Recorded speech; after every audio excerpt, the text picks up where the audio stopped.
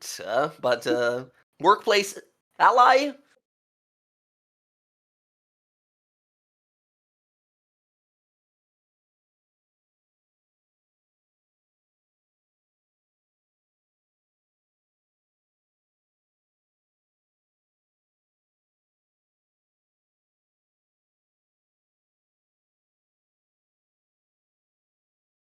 The inspirations and a brief recap of the previous session. Friends, previously, as the party spend some time in Uthadurn. We spent a day in town sort of shopping and visiting different temples and different sort of locations of interest, getting different answers from different entities or people. We also learned there is a blood hunter in town, a deadly sort of agents of some believe sort of free agents of their own will, some believe agents of the Raven Queen, the goddess of death, that go out seeking monsters, those things most unholy that feed on the weak and the innocent. And it seems like this guy was asking around for our friend, Kalis, looking for some sort of a were creature. We accepted a quest after having received that prophecy, which I'm not going to read to you guys again. If you want to read it, it's going to be in the RP chat there. But yes, we've learned that there are three particularly sort of like important magical rings of some sort, and there is some sort of a forge with a flaming hammer and a 6 frosted star crown. There's a few different things that go into this prophecy, and now we are starting to seek for the first of these. We learned of 2 locations. We chose one, a place called Uralis, where these dwarves and elves of Uthadurn made a settlement more than 100 years ago, but very quickly lost it due to the rough elements, as well as constant attacks by all kinds of monsters. Apparently these days, we are told, it is, in the territory of the Jezeraz. These believe in nothing, kill for the joy of killing and take everything from others. Hordes of orcs, trolls, half-giants, all manner of these barbaric creatures. We headed on out. We started our journey. Almost immediately on our fucking journey, however, we encountered death itself wreathed in ice. Gelladon, the ancient dragon of the north, nearly landed on top of us, but due to some very quick stealth and very clever improvising from a few of the party members here, Kiara doing some great work with her imagination construct. I'm not really sure what to call those yet. Provided some cover, we made a quick exit. We made it out unnoticed. We needed a big, very high DC of stealth, and we made it. Now, that same evening, we have been walking about, and I think finally, we start this with Cleo. Cleo, I think we see you kind of dipping your head down and looking inside what looks to be a small kind of frost-covered rock cave. No more than like 50 feet across. It's empty. You don't find anyone or anything in here. Some animal bones that have been kind of covered in frost and such. Maybe a bear was staying here at some point, but no one here.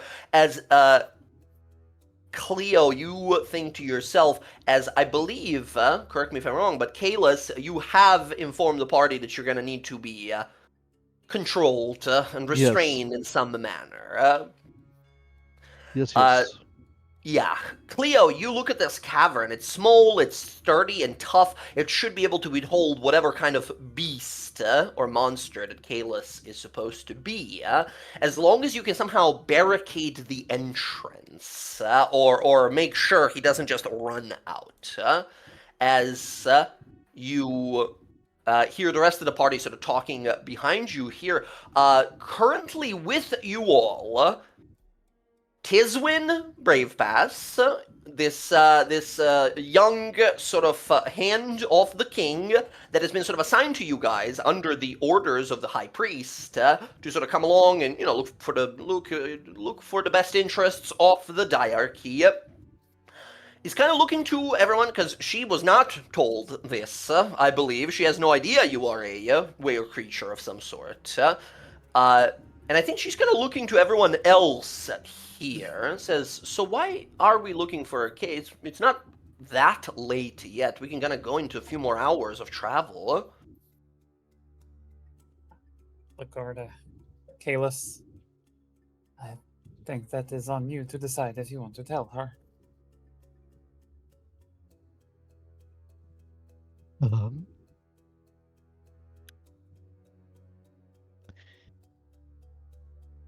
You know, you being of your knowledge, you probably know strange things happen when Ruckus is out. Yeah, I heard the high priest mention it a few times. What about it, huh? I am particularly affected by it, so need to take extra precautions. Affected how? A curse that I bear will come out a little bit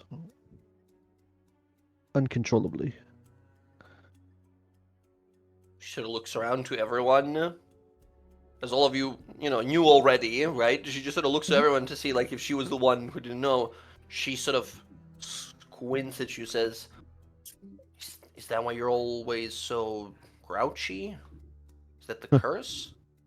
I think that's Sure. just him.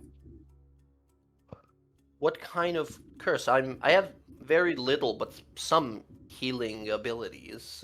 I don't think I can remove a curse, but if there's something I can help you all with, you guys are very important to the high priest and therefore to the diarchy and to me. For this mission to succeed, if there's a way for me to help, let me know. Of course. I mean, Why a cave? Well, do you happen to see a house out here that we could make use of? Cabin, perhaps? I'd made peace with all the gods when Geladon landed above us about 3 hours ago, so I have been sort of numb to everything for a little while. That's why I've been a little out of it. I thought we were all goners. So no, I don't think I've seen anything around here actually. So that is why a cave. Okay. Also, it's a good foundation to anchor the chains. There's chains involved? yes. What kind of curse is this? A strong one. Well, Tiswin, you can't tell anybody, not even your superior. Don't tell me about it, because I've sworn an oath. I've sworn an Then oath. I won't tell you. Okay. Why you trying to I hide don't it from know. her? She's gonna see it. She didn't want to know. You didn't want to know? I can, I think, for everyone's best interest, be on duty, on guard duty tonight, and whatever happens here, I, let's say, conveniently won't be here for it. I think that might be best for everyone's interests. If this is something possibly damning or dangerous, I like you guys enough. I know we just met, but I like you enough where you seem honest, most of you. All of you totally. Where I don't need to report it to the high priest, if I don't know about it. Okay. Well, if you're going to make yourself scarce Errol reach up and she kind of like hooks a finger up under Asted off of her shoulder and picks her up and puts her over on Tiswin's shoulder. Take Asted with you. Don't go too far. I can let her know if I need you to come back. I need you here Pretty bird. before you venture off. I need to gather everybody but Kalis. Okay. Well, we got another, I don't know, 40 minutes until sundown by the looks of it, and the moon won't be out then for, another hour after that, so that's your timeline. 2-ish hours, I suppose. Rodri is gonna go take a look at the cave entrance. He's trying to find what the dimensions of the entrance is, and what the smallest and like the largest points are. It's like a 10 to 15 foot wide entrance, 15 at most. So there's a 10-foot entrance. How tall is it? It's pretty squat, actually. It's maybe like 5 foot, just like 4 foot 9, 4 foot 8. Like, it's pretty squat. So everybody's kind of ducking when they walk in. Okay. Yeah. All right. Perfect. It's like obviously a bear used this or something that was quadrupedal before. Great. Can I have everybody except Kalis come here? I picked that point. That's 10 feet. And make sure that Kalis is on the inside of the cave when I gather everybody. Oh, you're gonna Kalis, cap they this tell you off to with a walk into the tiny cave hut. and just stand there while they do magic on the outside. Yep. I start a That's ritual, amazing. and I'm going to cast Liam's tiny hut at the entrance. Okay. Yeah. Perfect. And yeah, I believe Lima's saying is a 10-foot radius, so it's gonna be sort of jammed in there. Give me Roger, give me an Arcana roll to see if you can sort of mold the edges. Usually the spell is supposed to be just like a sphere, right, to the space. But give me an Arcana roll to see if you can sort of like use it to kind of let it seep into the corners and the uneven edges, so it perfectly fits like a cork rather than just like an orb at the entrance. That is semi-blocking it. 24 is an amazing roll here. You let it fully sort of seep into it here as you use your vast understanding of the arcane. You don't quite make an orb, but you make what looks like a sea urchin instead, right? That is just like spiky and covered and like jammed into the entrance of the cavern. Okay? Okay. So everybody can pass through except for me and Kalis. As long as you stay in there and don't leave this space, he's stuck on the inside, and the rest of you can enter or exit at will. I will pass through then to the interior, and I'll start getting the chains and everything ready, like laying it out, getting it there, getting the spikes that we got, like. We came using some pitons and your hammer that you have and everything. Air, give me an athletics roll to see how severely you can sort of secure these to the walls. Okay. Would the hammer give any sort of advantage in driving it? No, I'm just assuming you would use a hammer. Otherwise, you're just punching a bunch of pitons into the wall.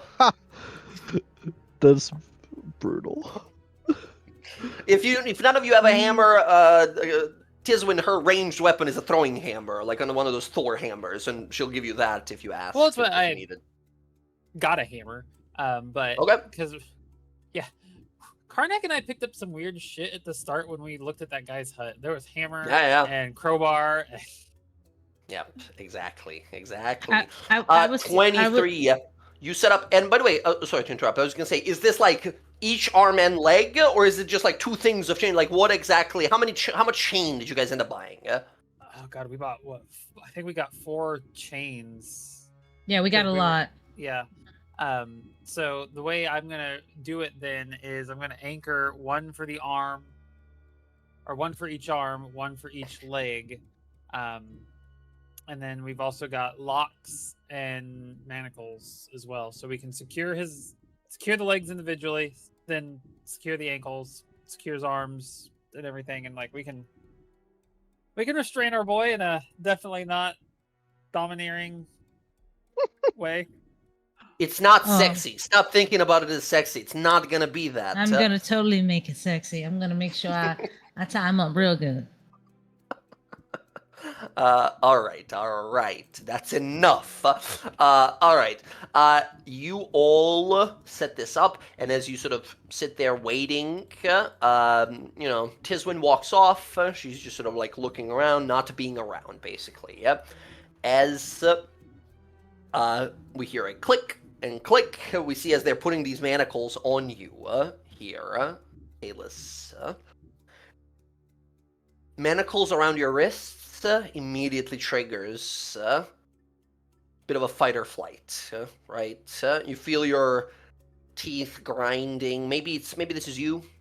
Maybe this is the thing that you now share your mind with. But it doesn't like chains, and neither do you. Can I As see those- him getting frustrated, like angry? I mean, yeah, this last day or so, Kalis has been probably like clenching his jaw a lot. It's a good jaw workout. He's been having a lot of like balled up like you feel, Kalis, you're looking for someone to say something to you and you want to swing immediately. You are feeling like fucking ants are crawling on the inside of your skin. We're gonna let you out, right? I'm not gonna leave you like this, okay? Just go. Go where? I gotta stay here and make sure you don't hurt yourself. We need to get to the hut. You can watch him from there. Let me move you guys to a little map here to see. This is a simple little ice cave that you guys are all in, and except Tisman, she's not here. Or Asta. I imagine I'm like, what, somewhere here? Yeah, go ahead and pick. I suppose, Air, you roll the athletics. Where are these chains? Where is this restraining Between happening? here, maybe? There's some, I don't know. there's some slippery I ice would- over here. There's a big pillar in the middle. On the right side, there's some weird, like, crystalline, icy growths. More, I think, less ice. I'd look more for like rock. Probably northern edge of the cave, then, Yeah. or something like Like that. here? And then, yeah, like Yeah, right the up little in here. cove here or something. Yeah, Yeah. that's perfect. Before I Okay, go, and the tiny hut is going to be down at the entrance, like literally like bottlenecking the entrance Yeah. to the cave. Hey, thank you for drawing it. Perfect. God, that Oh. is such a light color, and I'm colorblind. That seems rough on me. Okay, I'll change it in a gotcha. second. Thank you. Jokes aside, but thank you. And Jen, you were saying? Yeah, I have some of that stuff I bought for Glyph of Warden. Aha. I'm gonna put one right underneath Kalis. Okay. Glyph of Warding has two options. One is explode. The other one, you put a spell into it. Yeah, I'm gonna put a spell into it. Okay. Fireball. Yeah. No, I'm Great, gonna put Charm Person in there. Okay. It's good for 1 hour, just in case he does break out. Mm-hmm. He'll consider friendly creature his friend, which would be me. Yeah. I'm hoping that if he does break out, I can try to like still kind of control him without him being hurt. Now, you are a very skilled, charming caster. You know that this spell will affect him, and he will think of you as an ally, but that does not need to include the rest of the party. So if there is a moment where he manages to get out and loses his mind, he won't hurt you, but he might hurt the others. I mean, are we gonna not take advantage of being in Rodri's hut that he can't get into? Yeah. Like it just seems kind of foolish to have an impenetrable wall that we can observe him through to spend our time in here with him. I think this is plan C, right? This is just Okay. in case everything else goes wrong somehow. Yeah, you can always run back and retreat if stuff goes bad. Mm-hmm. It is a tick. Incredible. Okay. Clicking of the iron shackles around your wrists, around your ankles. I'll say Oh. from air while she is chaining you up, she seems not so keen on chaining you up. Like she's doing it, but like she almost seems like really sympathetic to like this whole process. Like looks very I'm sorry every time she does it. She Don't need your cares. pity. It's not pity. just know what it's like to be tied up, so. No, it's not a good feeling.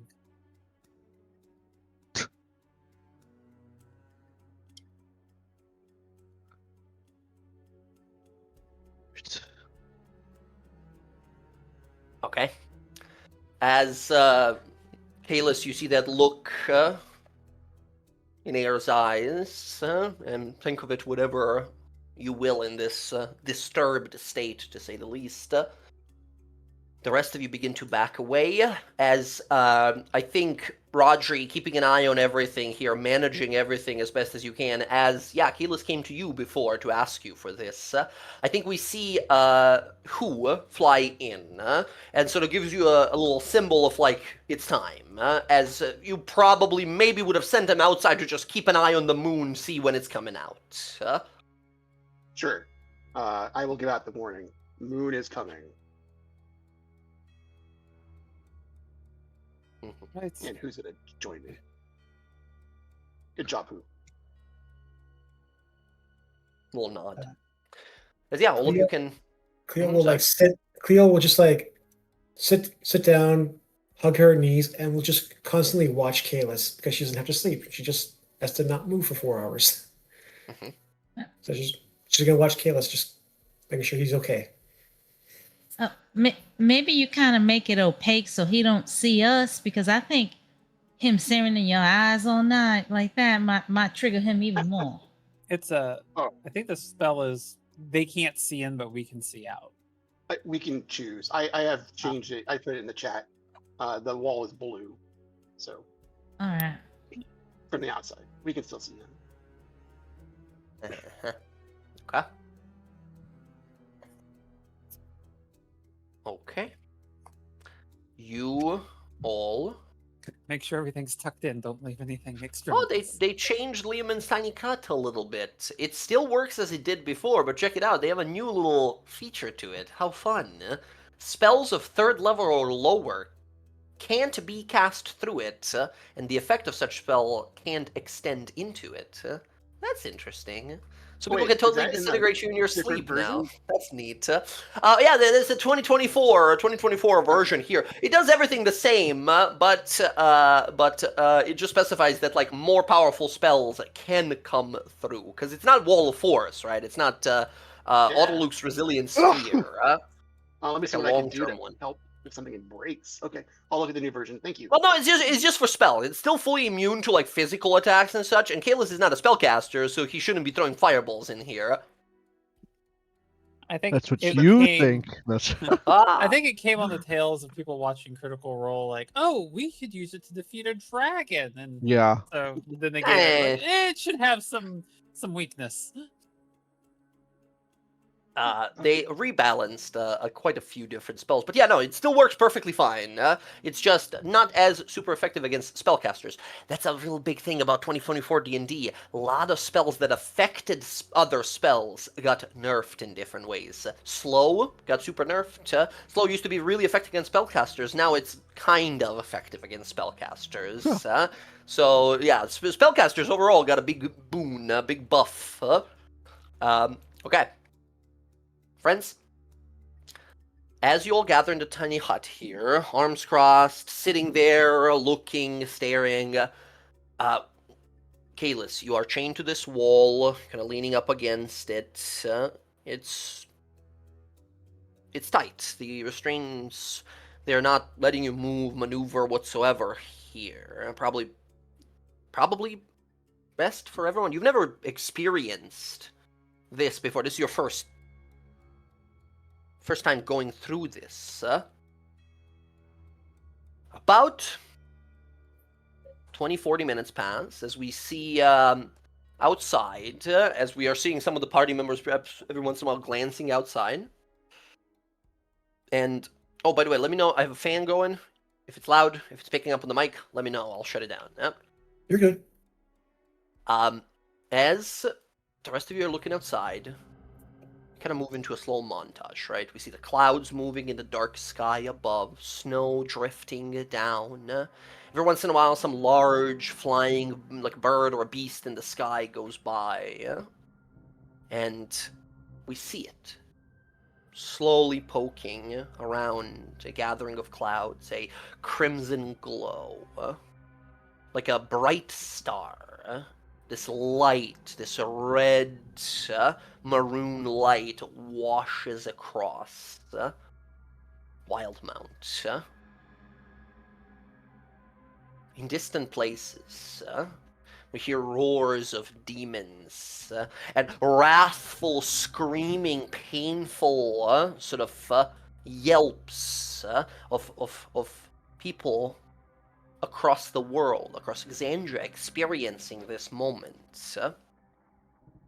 To those who do not bear a curse, Ruckus is just another night. The flaring red light is just another sleep, another morning you await.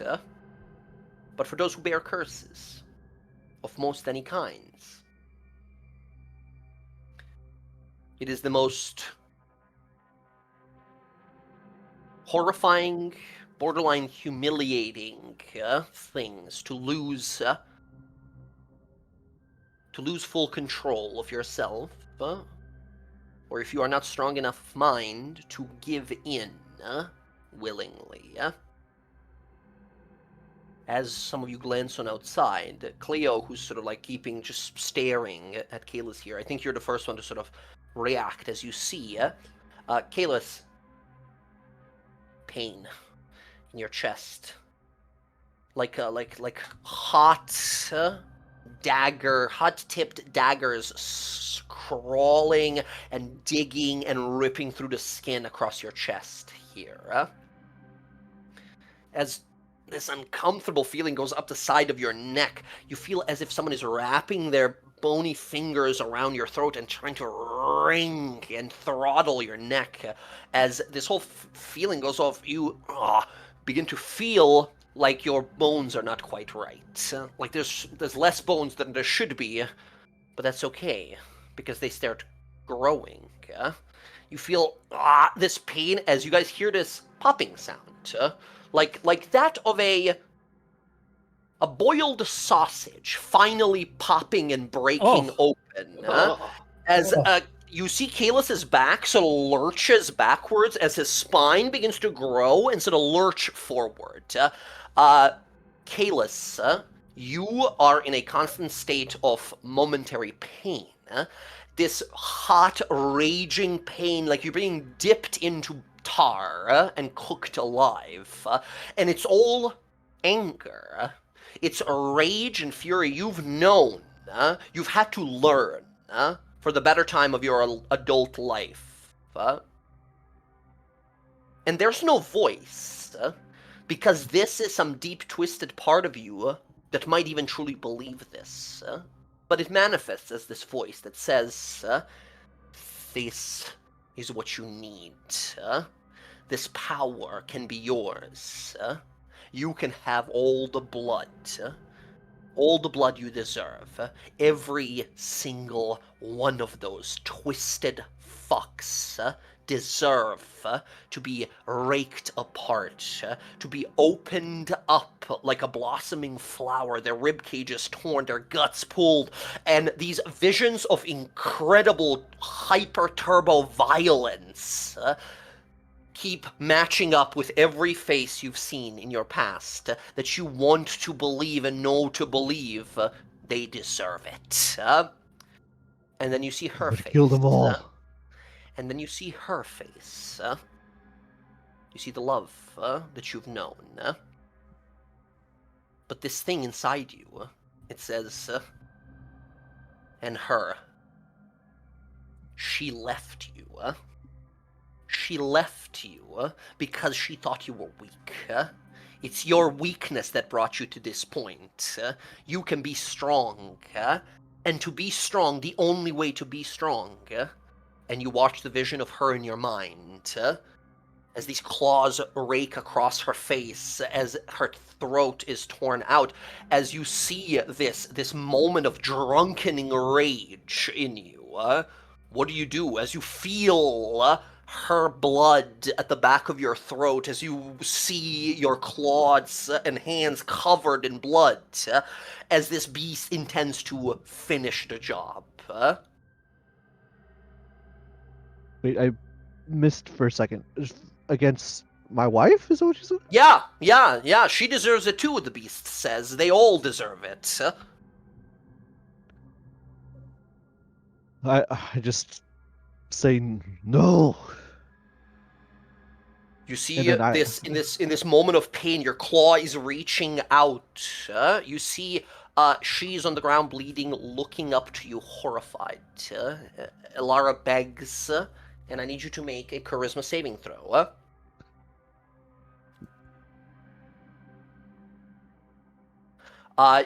Your vision goes red here as you all in this cave hear Kalis just scream out no, and halfway through it, his jaw cracks sideways, and you see massive teeth, these saber-toothed tiger teeth that grow out. Fur begins to burst out as his skin is breaking and all this fur is coming in as he doesn't become a were-tiger. He becomes, you know how there's a wolf and there's a dire wolf? Yeah, that, right? You see him grow to almost 15 feet of height as the links around his arms and the chains begin to struggle against him here. As all of you see roaring in horrible pain here before it all goes away. And Kalis is just sort of breathing heavily. Kalis, it's quiet. It's empty now. There's nothing here with you. Just the red glow on every side. Pulse wave, like your heart beating. And the mist, this red mist, begins to part. And you can see through your eyes. But it's as if you are watching through a window, through a pane of glass. As you see outside, this is when we cut to the party here, as this massive, dire were-tiger continues to slam its body as hard as it can, trying to unleash itself here. Zach, if you take a look at the journal page, you will see a new character sheet appear. This is what you are when you lose control. Zach, all of those people are your enemies. You want to kill them. The only way to be free is to kill everything in your path. You should see a character sheet appear at the top. Yeah, I see it. Yeah. I would like you to give me a strength saving throw for the dire were-tiger as you try to break these chains and free yourself. How do I make a saving throw in this kind of... If it's not character sheet? proficient, it'll be their stats, and underneath there'll be the saving throws that it is proficient with. Oh, if it yes, isn't yes. in there, then you'll just click strength. Okay, got it. Which I don't believe it is, but it is It's not, freakishly yeah. strong. Okay, you guys watch as this massive polar were-tiger continues to slam and slam and slam, and continues to do so for the next hour or so, seemingly inexhaustibly. Can I use my inspiration? Yeah, I'll allow it. Go ahead and use your inspiration here. Better. Oh boy. 22. We see the chains struggle and the manacles struggle, but the DC was 23 that Air sets. As you pull, I think Air, you're like, it's holding, and you look behind, and you see the wall beginning to crack, right? The chains are giving up, but the fucking foundation of the cave is starting to sort of, which, by the way, Kalis, you are, like, hunched over. This thing is, like, 4'9", this cave. You are a 15-foot tall, you are, like, pancaked down on the ground, like, sprawled out. You look like a monster. You look like a creepypasta monster trying to get out, right? As about an hour of the struggling goes, Kalis, or I should say, the Beast of the Red Moon here, give me a Constitution saving throw as you try to endure, as this beast tries to endure and free itself. Con save. Using the new sheet, right? So Using a new sheet, yeah. You are not yourself. Kayla, as we know, is no longer there. Yeah, 27. Inexhaustible. You guys are all unable to. If you stay here, you won't be able to rest. This is constant roaring, and that that tiger and lion that when they pull air in and sounds like aggressive purring, right? When they're get real mad. It's that and roaring and scratching and clawing the whole night. If you guys stay here, none of you will get a long rest. It is impossible. This thing is roaring and screeching and clinking of chains and everything. It is non-stop, and it is not slowing down. Like, it's inexhaustible. Cleo would like to try and once it sees Kalos is starting to lose control and he's not there. Cleo would like to because she's gotta get within 60 feet of him, and she's 65, so she has to step out of the tiny hut. Mm-hmm. Are you sure you want to do that? Okay. Well, I want to help him. So I feel like I just see her, and then I just I'm gonna kill them all. I've killed them all before. now, Cleo will say, "Labear, help me calm his mind," and I'll cast calm emotions. Yeah. Absolutely. You reach out here, a wisdom, I believe, saving throw from the Charisma. beast. Oh, charisma. Okay, gotcha. Charisma saving throw. Okay. Nothing there. Here we go. Charisma. Well, I think Kalis just roars at you, right? Just you see slobber and fucking roaring at you, foam at the edges of his mouth, deeply red glowing eyes here. As Cleo, as you reach out and pray for his peace of mind here, there is a flash of something deeply disturbing red in your vision. As this thing roars as if in your mind. There is a strange sort of psychic presence that this thing has. As the moment you feel it, I think your hand recalls immediately, and you've never experienced this before. How would you? You were born yesterday, you think. That was deeply, blasphemously ungodly, whatever this curse is. I think Cleo will step back into the tiny hut and just this. You've never seen that before on Cleo's face. She has genuine fear on her face. She's afraid of Kalis. Just be better to stay in here. You're safe here. I'd never experienced anything like that before. Such rage.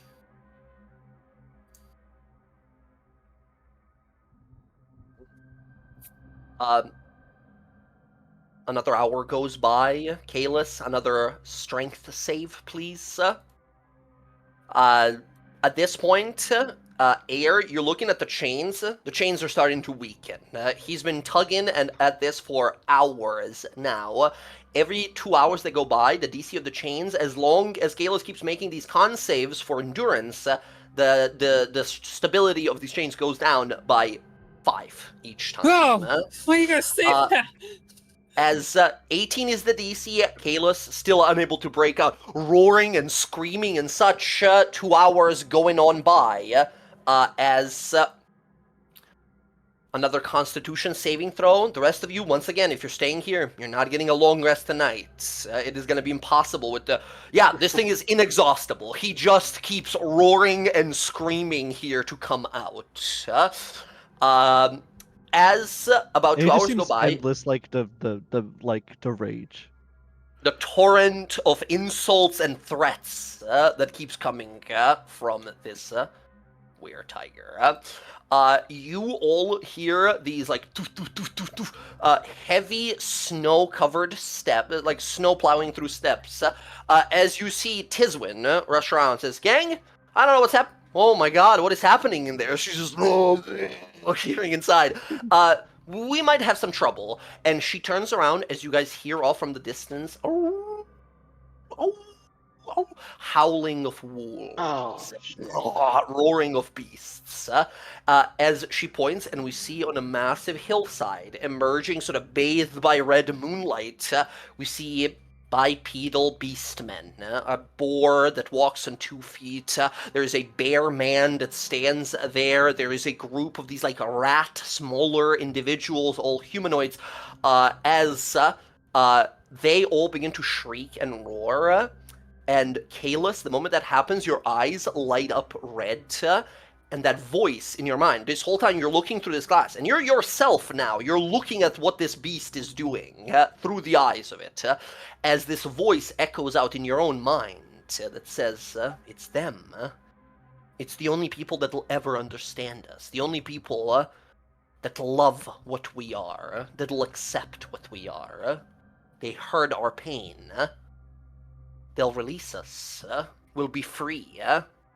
The only obstacle here is your weakness. Break these chains. Tear these nothing people limb from limb. And let's enjoy this world as we should, in pure, unthought, unstoppable violence. Kill them. They are holding you back. Kill them. They're holding you back. They're weak. Kill them. Kill them. And it continues to echo louder and louder in this echo chamber as it's just screaming at you from all sides. Another wisdom save from Kalis here. As you tell me, what does he say?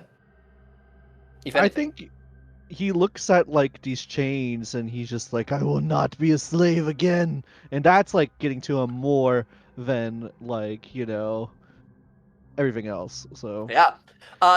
Give me a wisdom save. Here we go. Wisdom save.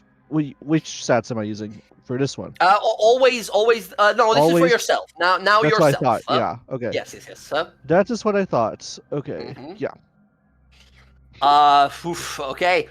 You roar out, and I think all of you hear it. You hear Kalis roaring and freaking out, and the flickering of the red in his eyes begins. As you hear him begin to say, I will never be, as the red light takes over again, and he just, nonverbal, just screaming that he'll kill you all. Friends, you have a Leomund's tiny hut. Tiswin will say, I think we got some monsters here. Whatever's going on, can I come into Rodri, can I come into this tent or not? I think, otherwise I'm stuck out here with these things. She was there when I casted the spell. I made sure she was Yeah. in it. Yeah. Yes, come on in. She looks down, covers her eyes, and it's just Cover your facing, she's like, eyes. I don't know what's happening. I'm looking outside. I don't know. And she's just looking outside. Yes. You guys see a group of dire werebeasts, a dire werebear that lands nearby. This thing is like 17 feet tall. A group of dire were-rats, dire werewolves that all gather. There's maybe 14 of them total here, and they all roar, rush, and are clawing and slamming themselves into the Leomund's tiny hut, unable to break through it. As they continue to just slam. You see at one point the bear comes over and starts punching the side of the mountain, like the cave entrance, as it starts like breaking some of it. Question. Yeah. I can't pass a spell through it, but since Twilighter has 10 feet of reach, can I take it and stab out and jab it into the bear, like when it goes in, like Poke it I'm gonna out. aim for like its like wrist, and I'm gonna try and fuck it. Let me see. Creatures and objects within the emanation, when you cast the spell, can move through it freely. All other creatures cannot. Move through it freely signifies to me that, like, yeah, no, totally, you can swing your weapon through it. Okay. Because it's such a unique situation where it has reach. Give me... Now, this is a big, tough dude, right? And I think here... Air, give me a religion roll real fast. In the meantime, Karnak's casted some spells, so he wants to get ready to do... He's angry. He can't help Kalis, but there's some things out there he can play with. 19. 19. Air, your blade, the Twilighter, will be effective, but man, would it be nice to have some silver right now. That thing frightens them. Yeah. Otherwise, you can give me a attack roll with the Twilighter here. On 20, you hit and slow this thing down. On a 25, you lob off one of its limbs, frightening it and forcing it to back away. Oh, okay. Let's go, Twilighter. Let's do your thing.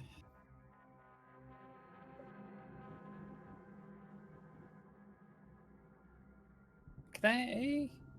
Dumb question before I click this button. I say, can Astrid do their little, like, help me thing? I don't. She would have to be like outside with this thing, and that probably means instantaneous. Like it'll help for this one, but she's probably gonna just get torn apart immediately. Yeah, because these are all like. Got flyby. No, I get that. There's 17 people outside with ready to actions, right? Okay. Yeah. That's the problem.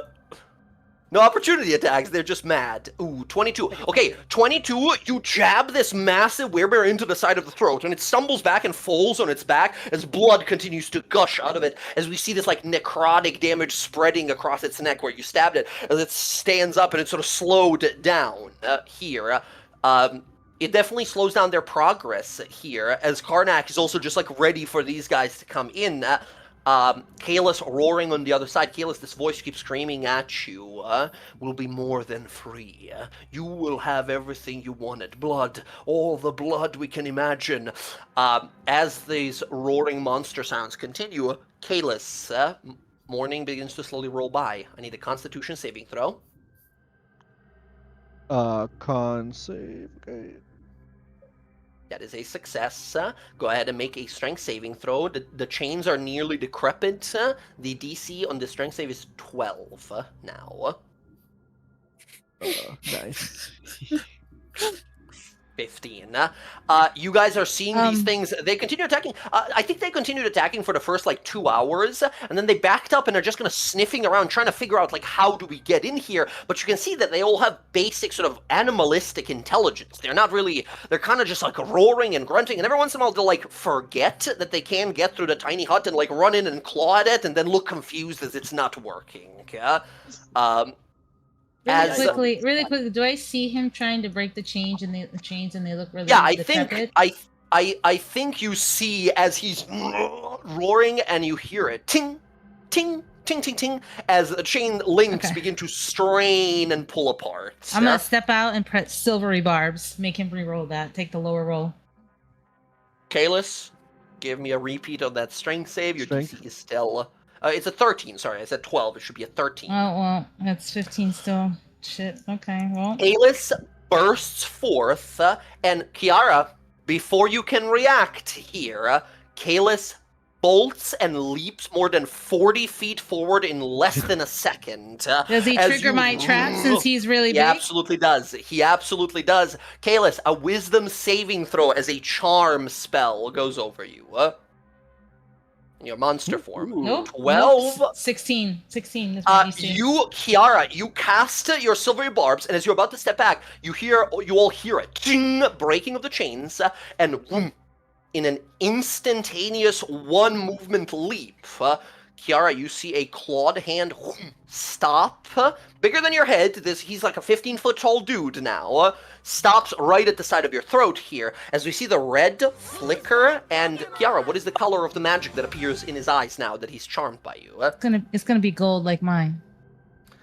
Kalis, that window in your mind begins to widen, and you see Kiara standing there in front of you. You were about to kill her. You were about to just rip her apart. As Kalis, you are standing right over here now in front of her, but you can't bring yourself. You felt all that anger and rage. You hear that inner monologue of the beast, and it says, "No! We're owed this blood. Kill her, you weakling, you pathetic weakling. You killed the only friend you ever had, and now you're going to stop? Now you're going to stop?" As your hand is trembling and shaking as it's sort of fucking trying to reach, but you can't. You cannot. This magic, you can't bring yourself to attack her. Do you say anything to the beast? I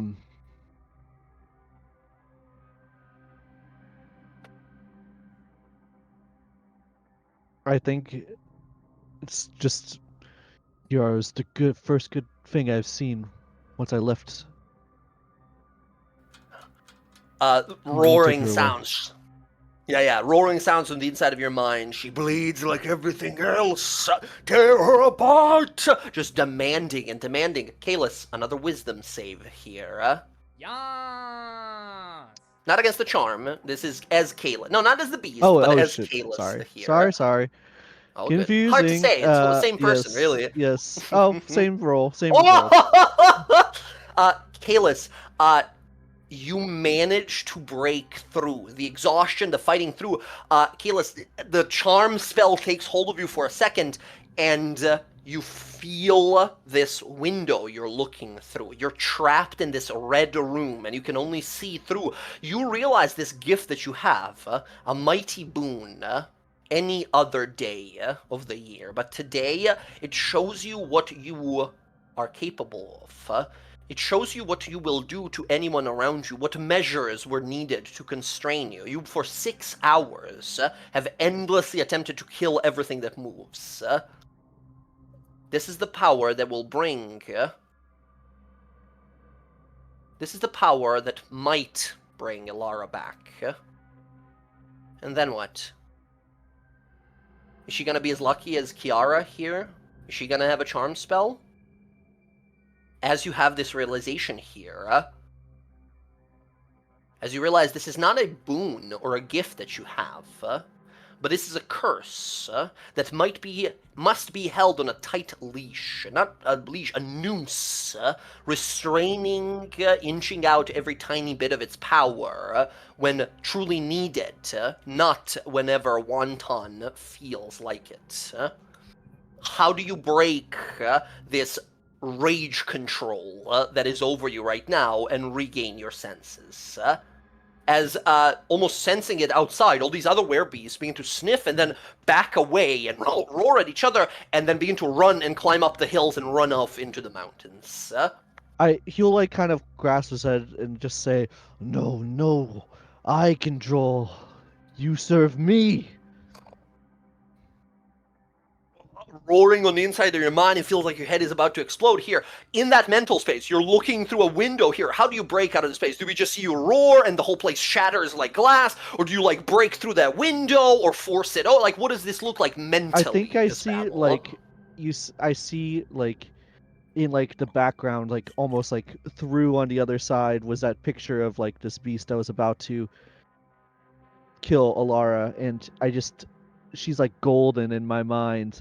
And then I am able to like draw my blade that wasn't there before and kill the beast, shattering the illusion.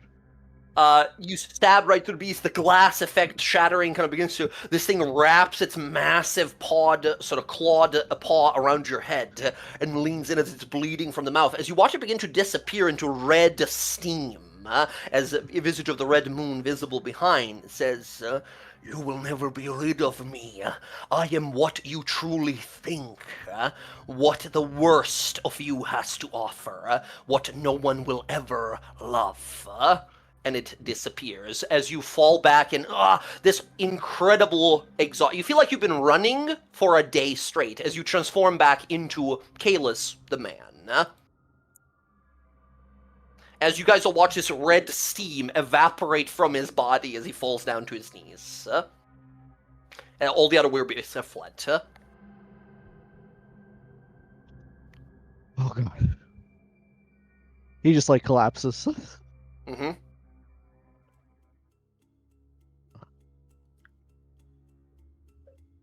Kiara, you were a second away from being probably decapitated or turned into a werewolf or were-tiger, possibly. That would have been sick.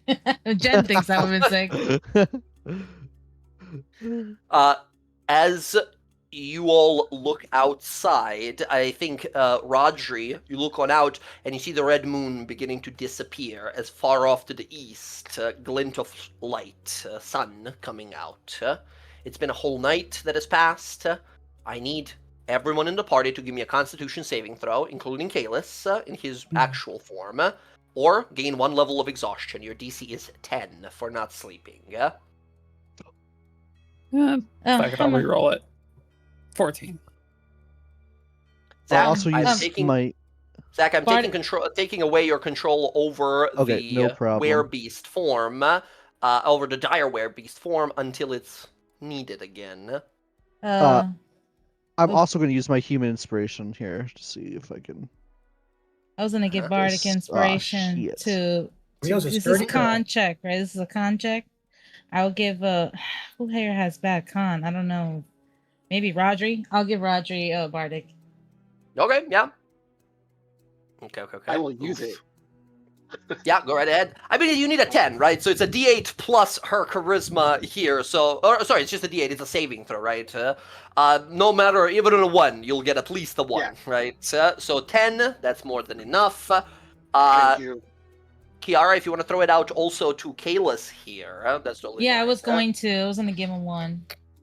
You can throw it out to everyone, right? Because you get these back on a long rest, and this is to see if you'll have a long rest. Yeah.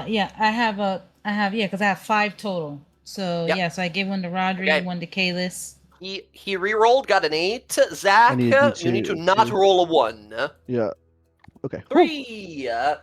You are passed the fuck out, but all of you do gain the benefits of a long rest. I have to. Air re-rolled as well. Got it. Karnak re-rolling. Got it as well. Okay. Yep. I have to do mine. And You said Cleo with a nat 20. You said Yeah, Constitution. sorry. Saving Constitution throws? saving throw. You're trying to hit a 10. Nice.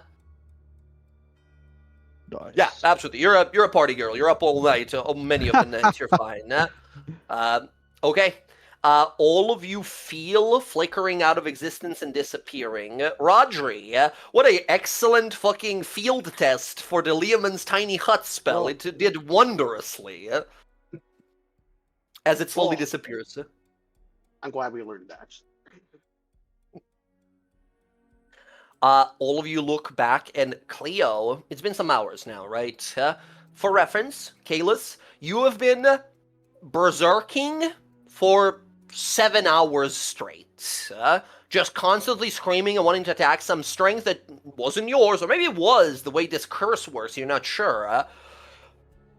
You're horribly exhausted.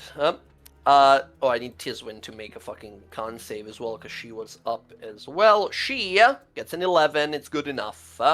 She peeks around the corner, says, oh, there's Kalis, all normal and fine, laying on the ground. I suppose nothing weird happened last night after all.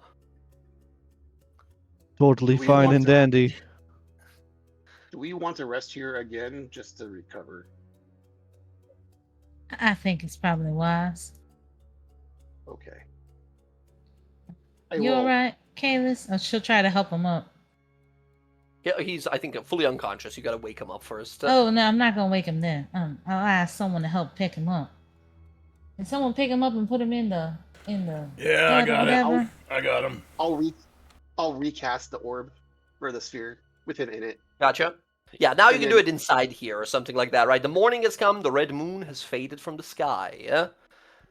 Rodri, a quick, if you're proficient with cartography tools, that would be the ideal roll. But otherwise, this is a straight nature or intelligence check if you're not proficient. Just for something real fast here. Rodri, you think you have another month and a half, 2 months until this happens again? Okay, month and a half-ish. How fucked are the chains? Gone. Like, they have been, these chains you got, they are all 10 feet of length. From how much he was pulling them, they're 12 feet of length now, but they are snapped in the middle, right?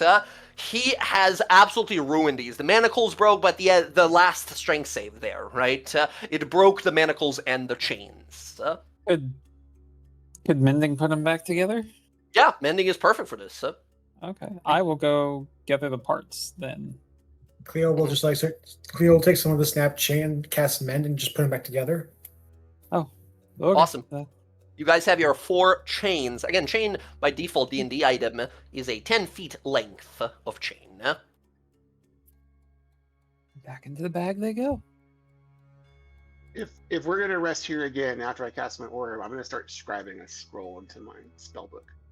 Okay, if you guys want to just take a day to recover from this, Kalis, unless you guys shake and wake, Kalis, you're not waking up until like noon, afternoon type of stuff. That's a lot of strain on your body. Cleo will actually go behind Air and say, maybe we should get stronger chains next time. These were steel. Yeah, Still Air, the you're one- like Air. Yeah, these were the stronger These- chains. These were the strongest that I could get. Dwarven forged. Oh, Although He Air, was- there are stronger chains. Well, no, not stronger at all. Actually, much weaker in construction. But a little silver in them might make them much more appropriate for our needs here. yeah, I think next time I will get silvered chains for this. If you need help with costs, I'll help. That was. I don't want to experience that again. Are you all right? A little shooken. I've never felt something like that before. It was pure anger, and the look in Kaelus's eyes. He wanted to tear my throat out. I tried to cast the calm his. I tried to calm him, but it's like Kaelis wasn't there at all. Just something dangerous. Sometimes rage is just beyond reasoning, and the only thing you can do is let it run its course. I'm just afraid what would happen if we weren't here and Kaelis hurt someone. Well, you don't have to think about that. We were here. We had, due to Rodri's quick thinking, we were able to seal it in. It was under control. And besides, you should worry about yourself too, and what you getting hurt means for others.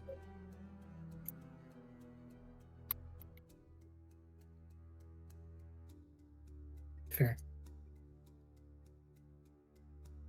Oh, Air, one more thing. Yes. Thank you for the mace. It was a very wonderful gift. You're welcome. I plan to reciprocate. So prepare for a gift in the future. And she'll walk away.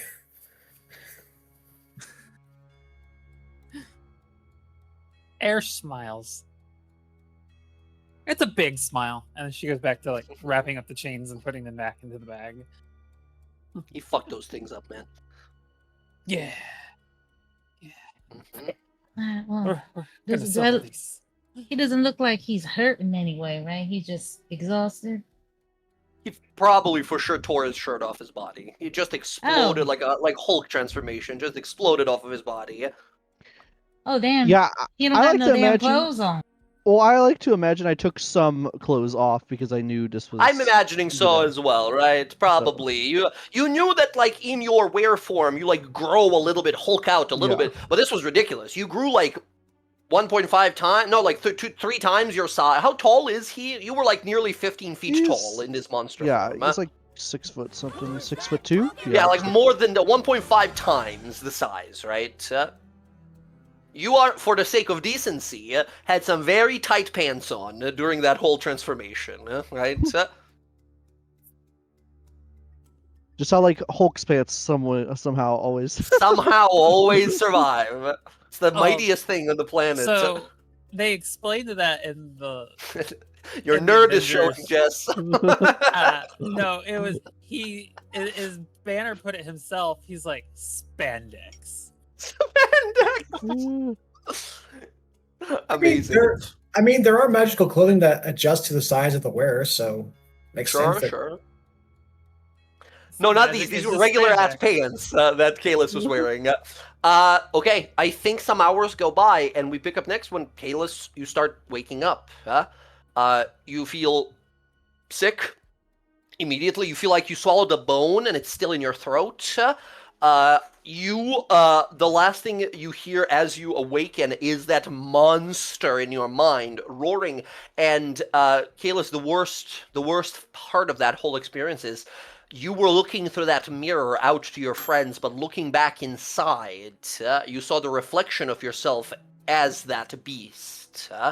What it was saying, these were your thoughts, your needs, your desires. That can't, that mustn't be true, right? This isn't what you want. That's not.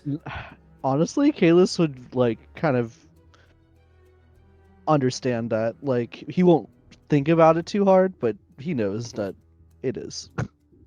At least part of it. I think you wake up as you see the rest of the party slowly, probably, gathering your things at this point of like, all right, let's just be ready when he wakes up to leave. It's like afternoon at this point, and if we hoof it, we might be able to make it to this Uralis place we're heading to originally, yeah? As the rest of you see Kalis begin to wake up. There he is. How you feeling, bud? Like 1,000,000 gold.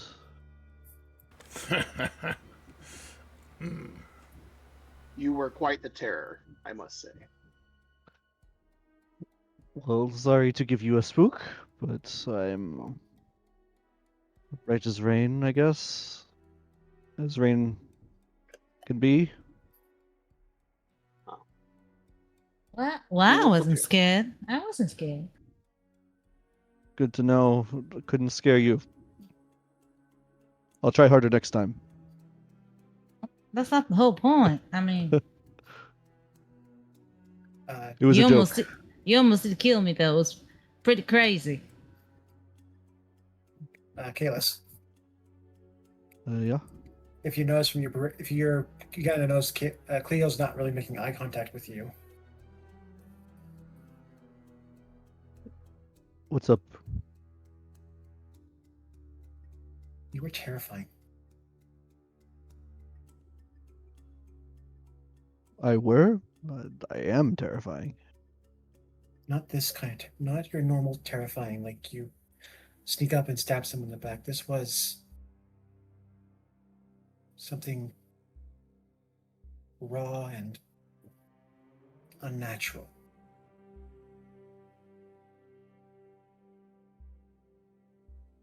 Maybe that's just who I am. Can I make an insight to that comment? Yeah, If Chaos absolutely. believes that?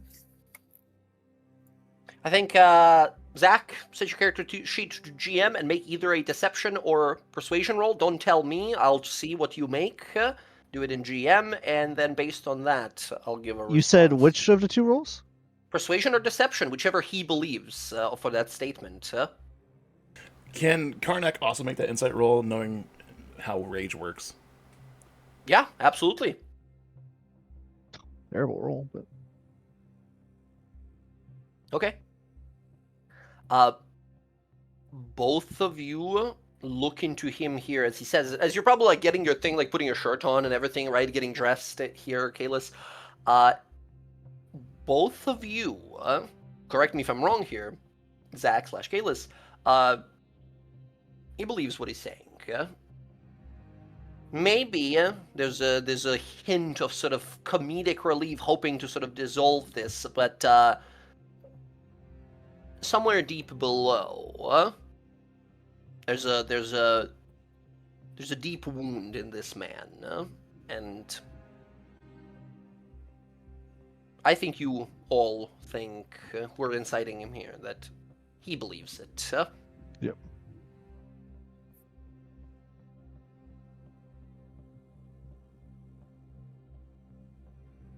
I think Karnak's just gonna nod, and I know how that rage works, that berserk, that bloodlust. It amplifies your anger. Yeah, you must have a lot of pent up anger in there, Kalis.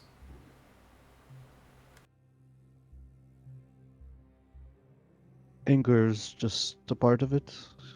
Sure.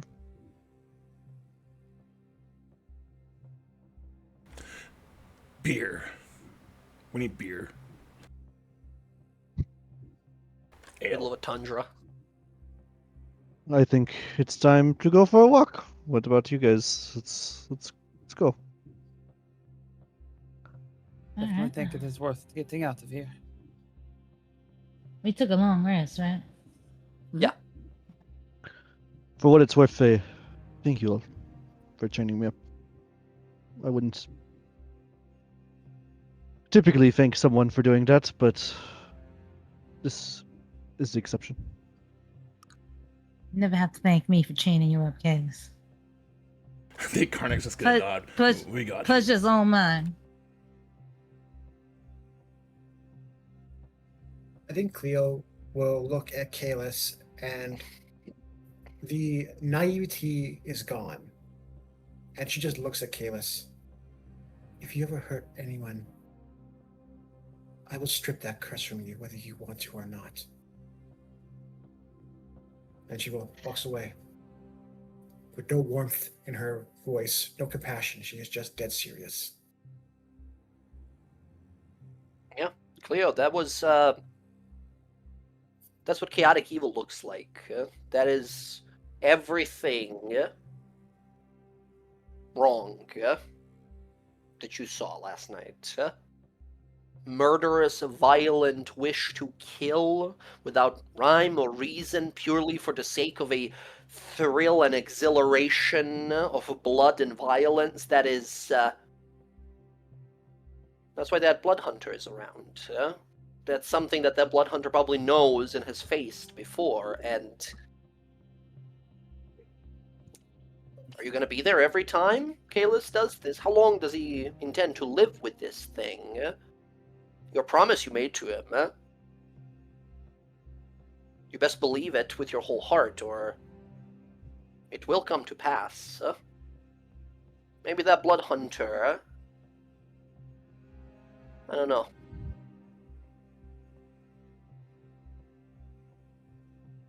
Did Kiara do the inspiration thing?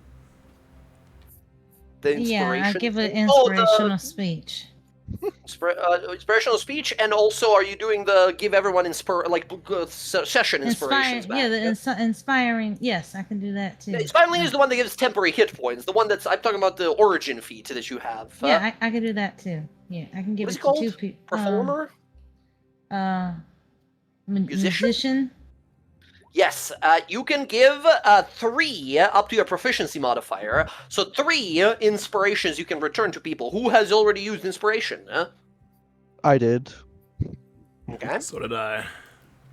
Kalis, we can say you used your daily. Oh no, you used your daily inspiration as well before. So I did both. Yes. I used both. Gotcha. Alright. But I So got one back on long rest. now. You'll Yes, get your exactly. daily now, but you can recover the session inspiration. Yeah. And then Karnak, you said yes? Did anyone else use inspiration? Yeah, didn't you use one? Oh yeah, Jess, I believe you rerolled as well. I did, yes. And get If you the want other to. one. Yeah. There we go. 3 of you recharge your inspirations. Nice. Amazing. Kiara, what's the theme of this song that you played this morning? This inspiring speech and, recovering everyone's sort of will to go on. This inspiring song speech is about the very important things of safe words when you're tying people up, and how you have to be real safe and protect your caring, your loved ones, and On a always banjo. make sure. Bravo. On a banjo. Playing this.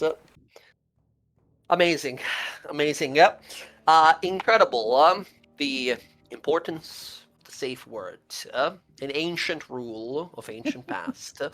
As And you all. aftercare. Always gotta have aftercare after. Which we did. We took care of Kalis. You see Tisman sort of scratching her head, says, I don't know. It's not a local one. I haven't heard that one before. Okay.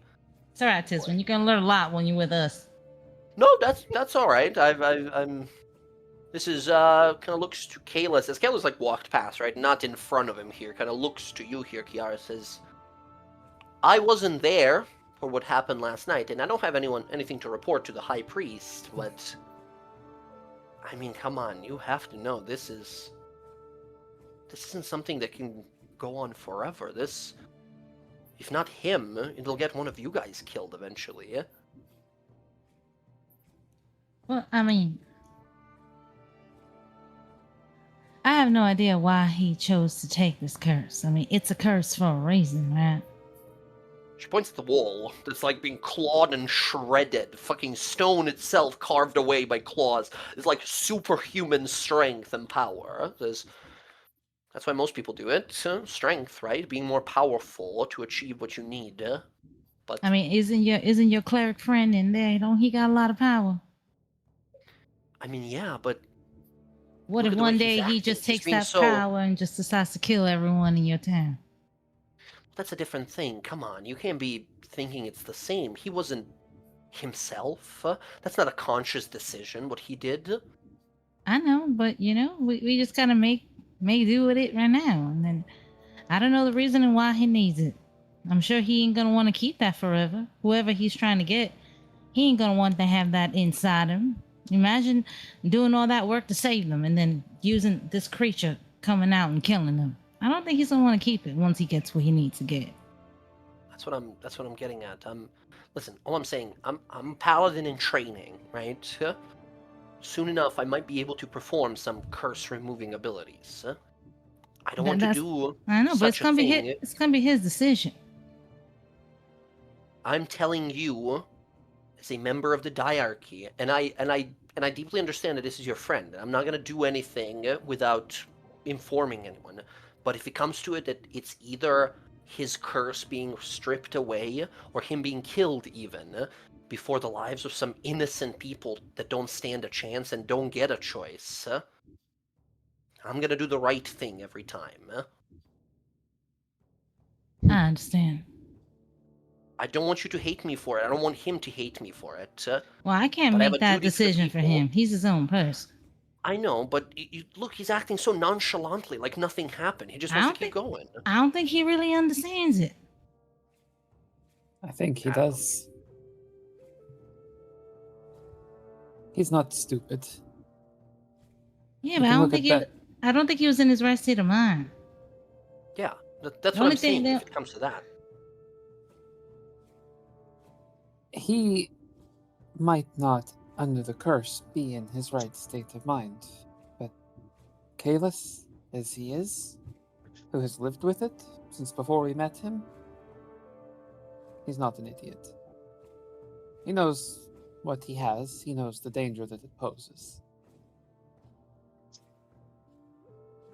I hope Pretend you're otherwise would just be foolish. Oh no, I'm not saying this in a way as he is in control. I'm saying he knew the risks. I know. yes. Whatever the reason why he took the risk is his business. It's not ours. We don't have to know. Well, we just I have agree. to know. Other Yeah. She just says, I agree, but I have to tell you, I am a protector of the people here. I need to make sure nobody dies because of something that I might not have witnessed last night on my watch. there's something strange else going on. How did these beasts that were nearby know to come here? Oh my god, that was horrifying. I've never fought creature, monsters? Were those people? How does any of this work? They were just like him. Those were all people? So that means they're just walking around without anyone knowing. Around, possibly even in Uthadern. Air gives I you suspect. That's not I suspect if comforting. they're in the city, they probably will have left if they know what they are. Hence the reason That they're might- out here. That's clever as always, Roger. I think that's probably exactly who that was last night. Wow, I never even thought that I could be talking to someone who might just be that without knowing. Any other problems that this group has that I shouldn't know about? Why would we tell you that? I Boo. look at everything like a raised eyebrow.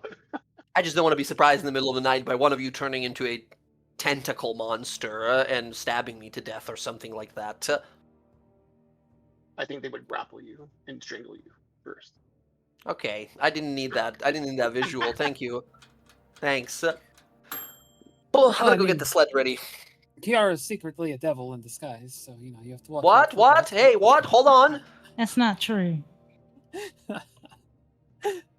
I With was the always gold, told that I I'm an figured it'd be angel. Yeah, but isn't it like devils use angels as disguises because it's the most trustworthy? But I don't want to. This seems like a joke. I don't want to dig too deep. All right, I'm gonna go get the sled. You guys get ready. Minor problem. She walks out and points. All the goats that you guys had slaughtered. Oh god. Oh boy. Oh, damn. Yeah. There was really no place for us. I didn't know that there was going to be things outside. I mean, how could we have known? And why? I mean, Roger's right. How the hell did they know? Is that going to happen next time? Why Did didn't we these put the orcs goats? Oh, because of the Kalis could have killed the damn goats. Yeah, Galus would have killed them, and there's no place in the hut either. So we have a sled left. We have points up, and you see two of the goats are standing on a perfectly vertical surface, just standing up against the wall on the hill above. Those two managed to get on up there, and they're enough to pull the sled, but we might be traveling a little slower for the rest of this. Unless one of you is a master circus animal tamer that can go out and find us some beasts to help us travel. Do have animal handling. It's not. I'm proficient in it. If you want to give it a try, the way I'm looking at it, we had another half a day or so of travel. Now it's between the mountains here without the sled. It's gonna be another day and a half, 2 days, maybe more. And I don't want to run into Geladon again. Yesterday was the most horrifying day of my career, and I fought a bunch of giants. I will go see what I can do. Did they Go ahead. Oh, I was just gonna say, Air will take her animal handling and go train some goats. You wade out into the tundra looking for some beasts. Go ahead and give me 2 rolls. First is going to be survival to find some tracks and find some beasts. This I'm not so great at.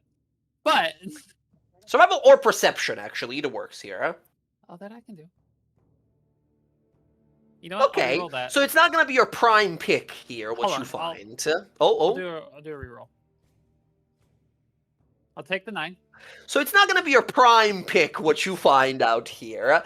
Air, you venture on out, and you do spot some beasts. No more than like half a mile off where you guys were resting. You hear barking. You're like, oh, that's good. Like dogs of some sort.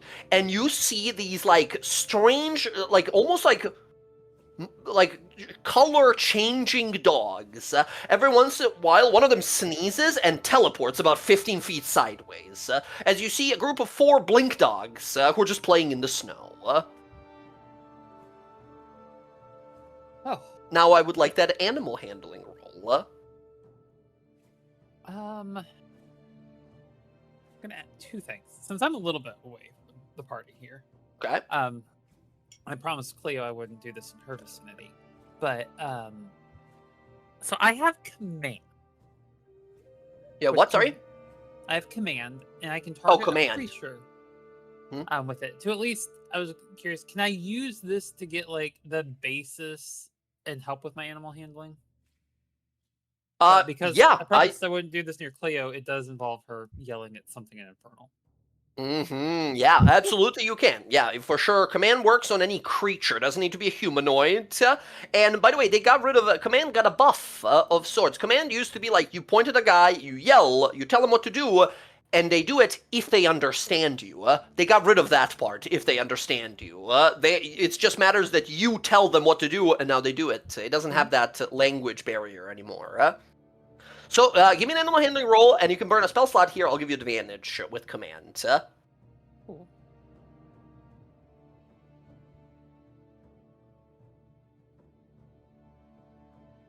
(17) Amazing. You as you approach, on a 17 and the command spell here, two of the dogs on a 17 still just freak out and start running and just teleport away. But the other two turn to run and then stop as you yell out in Infernal, and they stop and begin to whimper immediately and sort of hit the floor, just sort of sit down really, really low. And they just stand there waiting, not moving, sort of frightened of you. Okay. I will, as I walk up to them and I kneel down. It's like there's like that initial like frightfulness, but then she kneels and she like pets them like on like the top of the head and everything, and then she's got the chains, so she'll pull out two of those and hook them up. Gently. They immediately teleport out of their chains. As you realize, that's why I said 9 is not going to be your prime pick. You're like, son of a... I mean, they're listening to me now, but they can teleport, and that's a problem if I want them to pull a thing. So, how do you convey to these things not to do that? But they're, funny enough, they teleport out of their chains, but are still waiting there just looking at you, right? It's just their nature to be teleporting around all the time. How big are they? Dog. Regular, sort of Labrador size. By the way, they look something like this. Maybe a little more like white and grayish fur, but yeah, something like that. Oh my god, they're adorable. Yeah. Okay. They're horrified of you, just staring up at you. I'm gonna take a moment to just kind of like, at this point, like calm them down from that initial like threat, right? Try and win them over. Share a little bit of food with them here, get them kind of.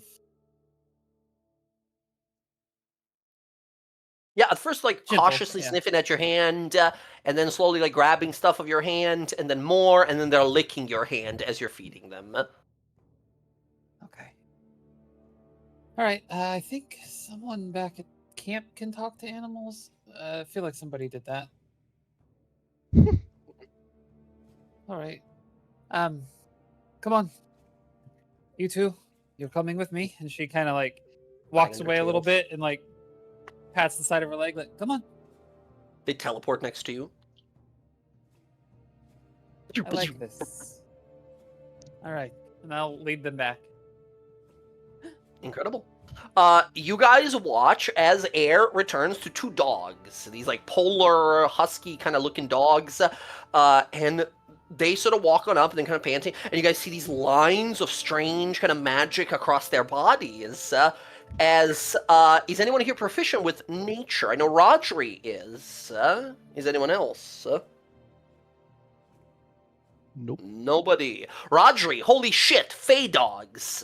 Fey realm, the realm of whimsy and emotions. These creatures often live in that realm, but also often accidentally end up on our plane of existence. They are very uncommon to see, but not, like, extremely rare. You see her bring in two of these dogs, and I think you also immediately realize, like, oh, but they teleport. How is this gonna help? They're just gonna leave. Where did you find those? That's interesting. I'm not sure how helpful they're going to be.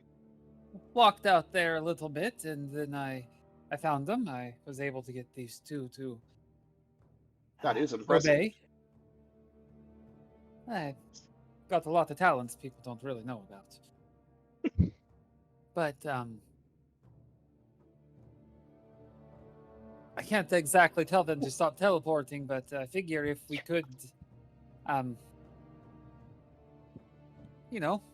somehow convey that to them.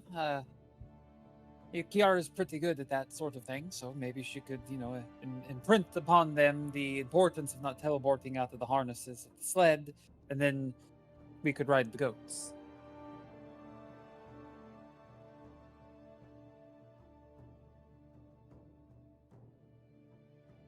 Oh, you want me to talk to the dogs? I mean, I don't know if you can actually talk to animals, but if you can at least, you're pretty good at conveying emotion and ideas. I kind of play a song for the dogs. Don't fucking teleport away. Stay still this one time. You can possibly blink off an edge and possibly die. Please don't do it. They're just staring at you, kind of wagging their tails, enjoying the music, but you don't think they understand. In fact, I think we have rations, right? Yeah, absolutely. I was gonna say, Rodri, while they are figuring this out, give me a nature roll as well to see what you actually know about blink dogs. Well, she'll give a blink dog who stay put ration, and any of them that blink, she won't give him one. Yeah, they're just playfully kind of looking around, trying to figure out what you're trying to tell them, but they're not exactly sure. Yeah, absolutely. Roger, on a 16, you're like, these are common beasts in the Fey realm. I know that they can teleport and stuff, and they're pretty magical kind of creatures. Not really much powerful when it comes to fighting or whatever, but you do know that some of them can understand us. Well, specifically, they speak a language, which this is not a joke, this is real, this is 100% real. They speak a language called Blink Dog language, which I'm going to go ahead and say probably none of you speak. And additionally, Roger, you're like, I'm pretty sure they can also understand Elven and Sylvan languages, but probably can't speak them back. So if you got an elf in the party or someone elfish, Rodri looks down and it says in Sylvan, "I," and starts to try to pet it. They perk up immediately. Turn. You see their ears sort of pop up immediately. Oh, they do understand. They understand Elven and Sylvan. Could you tell them not to blink out of the harnesses if we put it on them? I can try. I'm not sure they'll listen, but I turned to look at it and held up some meat from the goats. Mm-hmm. Can you help us and not teleport out of some harness to pull our sled? Kind of both look at you, and they look at each other and look over at Air, and then back to you, and you see them both nod their heads as if understanding. Rodri's just shocked. His eyes open up. He's like, "Oh, I think they're gonna do it."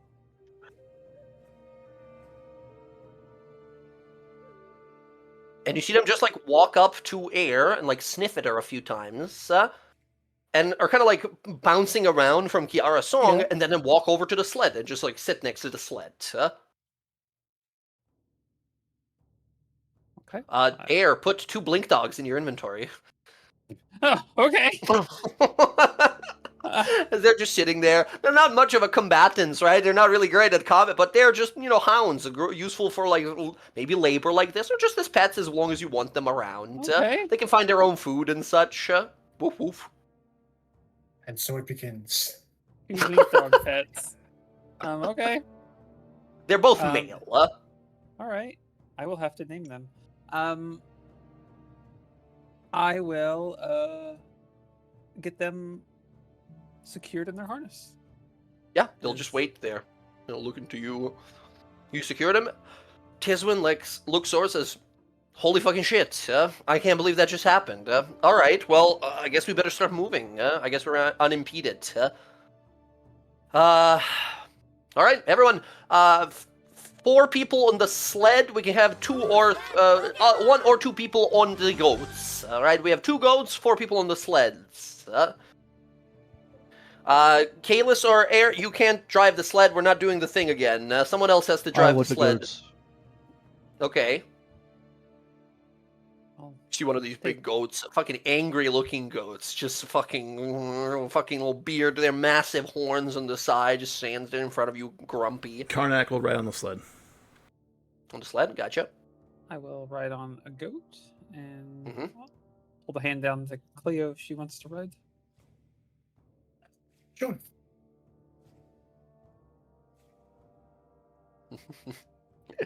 Yeah, the dogs will nod along, looking at the familiars nearby, and are told not to eat them. Little bastard. Yeah. You see Little Bastard, or Gariant, as his name is, this little pixie, best friend of Karnak, self-elected as... Yeah, he's just like talking to them in Sylvan the whole time, and the dogs are just looking at him, like wagging their heads around. Excellent. As you guys set off, last day of travel because we managed to find these beasts. I'm gonna need the fastest gun in the west. First D100 to be rolled will take it to see if anything happens on the journey. 86. No, just the first one. Just the first one. We got one already. It's fine. My God, you guys can't roll in the middle. Good God. All right. Excellent. You guys head on out. 86. You guys find, first of all, you find a massive river about a 180, maybe 200 something feet wide. A massive river flows through here. You see massive sort of ice, not ice caps, what are they called? The giant, like, floating pieces of ice you see in Antarctica all the time. They have a name, but I forgot about the actual name. Iceberg, a little smaller. They're not that big enough to be icebergs, but ice floats, right? Something like that. F-L-O-W. Flow. Ice flows. You see a bunch of these, right? You guys are presented with an obstacle. How do we cross this frozen 200 wide, 200 or so feet wide river with occasional pieces of ice flow that might be able to jump onto, or maybe you slip off of it and fall into the probably coldest water in all of Exandria? I like to imagine. Sorry, like, there's a little ad game, like funny. Like I imagine all the party like look at this river, and they all look to Kiara. Time to improvise, Kiara. Is it how wide is this river? About 200 feet or so from your guys' side to the other. All right. Well, I made a big ass slide before. I mean. You see Tisman looks over and says, as long as the slide doesn't get wet, because if it does, if our colds get wet from this, I mean, I myself, Well, it wouldn't be a slide per se. It would just a bridge. That's all it would be. You make a boat? I mean, I can. If it's a boat, can be 200 gold worth. Probably be a small boat. How is there a size requirement on your thing, Jen? I think it says for now, it says medium. Hold on. Could be medium or smaller. When I get level 6, I could do large. And what's the gold limit? 20 times my bard level. So 100 gold. 100 gold. Wait. No, 20 times 5. Yeah, that's 100. Yeah. Yeah. Okay. All right. Okay. So it's a little big. If it's a medium size, that means it's like you can give me a charisma check. This is your spellcasting ability check. There is a thing, 50 gold pieces, a canoe that you could make. It can hold up to 6 passengers, but it is like much larger than medium, right? It's like a 6-person boat. So this is gonna be, if you want to make a boat, this will be a DC 19 charisma check for you to push your limits of your construct you make. All right, she's gonna stand by the river. Mm-hmm. And she's gonna play a little bit of music to try to calm herself. Okay. And try to like envision a boat or a canoe, whatever, to try to get us over there. Okay. So what I gotta roll? Just a straight up charisma check here. Your spellcasting ability check, yeah? And you're trying to hit a 19, which is quite high. I'm gonna re-roll that. Ooh, okay. Reroll. That's even worse. Take the 13. Kiara, you make a boat, but it's like a miniature one. It ends up being like the size of a barrel, right? That one person can hop into with like a paddle to move himself or themselves. I knew I should have made a damn bridge. Bridge also costs way more than 100 gold. And also is more than a medium size, right? So it needs to medium size. It means basically like 5 by 5 by 5 cube of things that you can make, right? It's kind of limiting in that way. Yeah. Yeah, but if I just took a big ass piece of lumber that was just flat, wouldn't that be? Well, that's the also same bigger as... than medium size, right? It's definitely not worth probably 100 gold, right? It's probably less, but much bigger than medium size. That's the limitation. That is the difficult part. Like, you could probably do a ton of planks that fit into a 5x5 cube, but you would have to use those planks to build a bridge afterwards, because you can't just make a bridge. What about a raft? Let me take a look. Do we have a raft? No, a raft or a canoe. It's the sort of same thing in D&D here. So, a huge-sized vehicle, right? So, bigger than needed. Okay. You have a one-man barrel that you can float across. Tiswin says, all right, I think I'm going to get down to my underwear and just swim across. We're always living out here in the snow. It's gonna be real cold. It's gonna be real cold. No, I know. Hold on. I'm a How much very rope proud do we dwarf got? about it. Oh? How much rope do we have? How much rope do we have, gang? I looked at my rope.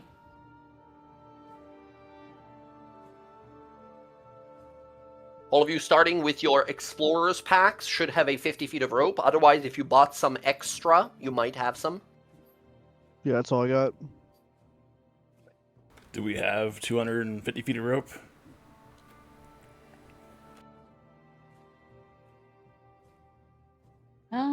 Let's see here. Karnak has regular rope and his rope climbing. I don't have rope. Neither do I. Yeah, they're only in Dungeoneer's pack and Explorer's pack. Otherwise, they don't go into any other packs, unless you buy them specifically. How about Tiswin and Air? Do they have rope? Tiswin has, rope. It's with the supplies that's on the sled right now. She's got one thing of rope, 50 feet hemp. I've got a bunch of chain. 4 and chain. All right. Who has the pitons? I got pitons and chain, and I don't have rope. My rope got destroyed. Can I have the pitons, please? Do I get these back? Because these have a much more important usage than... I'll get them back to you. I will reluctantly hand over the Kalis staking pitons. Okay. We're not calling them that, but yes, excellent. You hand No, it over. This is the Kalis restraint kit. I got it. And Karnak's going to strip down to his skivvies. And since he has the ring of warmth, he's going to jump into the lake and start grabbing the ice floes and using the pitons attached to the rope all the way across to make an ice bridge. Amazing. I need you to make a con save. You can have advantage because of your ring, but the water is still, like, pretty horrifyingly cold. If it helps, he'll try and just jump across the flows because he's a really good jumper. You definitely can, but they are slowly moving, right? Let's do this instead. Give me, I need 3 rolls from you. Sorry, 2 rolls, and if you're successful, you don't need the third one. I need an acrobatics roll to safely jump across many of these ice flows, connecting them together, and not, like, slip and fall off the ice. I need... Okay, we're going to need that third roll. I need athletics to see how quickly you can do this so they don't actually just keep flowing off and dragging away your rope. 16, you do it fast enough here. However, you do fall into the water a few times. I need a last one, Constitution saving throw. This one you can have with advantage because of your ring as you end up in the water a few times. Karnak, you fall into the water, and fully, as you guys see him fall down into water, Tiswin immediately says, oh shit, starts, like, getting ready to take her clothes to, like, jump into water off you. We see, like, bursting out of the fucking water like a mermaid, perfectly adept in water here, as you land on these ice floes, just float, fucking glistening, cold. There's, like, frost gathered on, like, standing in the wind outside of the water is, like, much worse than being in the water, right? As we see, like, frost gathering at the side of your face, you just fucking shake it off. And keep working on this. It takes you a better part of 20-30 minutes with your jumping abilities to connect a bunch of ice floats. They're all kind of moving slightly, where they almost like are slowly forming a dam, right? Yeah, catching a bunch of the ice flows that makes a platform for everyone to just walk across now safely. Everyone else, you guys can walk right across. I just need a DC 10 acrobatics for no one to slip and fall into the water. When they're all done, he'll go back and get the pitons out. Gotcha. Acrobatics, DC 10, everyone. Cleo makes it across, no problem. You guys are all like within 10, 15 feet of each other, kind of moving together across. I was supposed to be. You're rolling still in secret. That's okay. I see that. Yeah, It's yeah. a 15, which is a crazy low roll for you, but more than enough. Rodri is good. Air is good.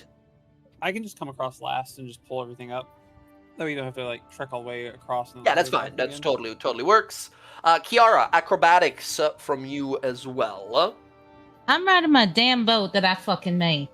Sitting in the damn boat and I'm taking it over there. You just row across, no roll necessary. You just slowly row yourself across to the other side. Which, by the way, for reference, I guess it would have been like 2 people can't fit into the boat, so it would be hard to bring it back over each time. But yeah, no, you make it across. All of you guys make it, collect your rope, collect your pitons, you're on the other side. As you guys come on across, after about 10, 15 more minutes of walking, I think, like, as you're getting dressed, Tiswin is, like, looking over at Karnak, just, like, all the jacked, massive orc. Just, like, looks away, like, sorry, we should be going. We should actually be going fast. Oh, you don't have to look away. He flexes. We gotta get going. It's really cold out here, and all kinds of scary things can happen. And she starts walking up. Don't fluster the young one. Sorry. You guys walk and travel on your sled here for maybe 20 or so minutes before you see Tisman sort of like, hold on, hold. As she hops off the side of the sled and walks over, and you guys see a bunch of footsteps in the snow. Large footsteps, smaller footsteps. There seems to have been like some sort of a skirmish here in the last few days. No blood in the snow. It's all been like, covered over by the non-stop snow down, but she looks around and says, I think we're getting really close. This might have been some of the Jezaraz fighting something around here. Friends, here comes the rough part. Morales she gestures to the Rhine plains around you, says, here somewhere. I think the High Priest mentioned Uralis was an attempt at a settlement out here in the Rhine Plains, and it was sort of lost to us many, many years ago, 100 years, I think, even. It's buried somewhere underneath all this ice and snow, and it's sort of on us to find where it was. So look for any monuments or landmarks or any signs of civilization. I have some pickaxes and shovels. We can start digging if really necessary.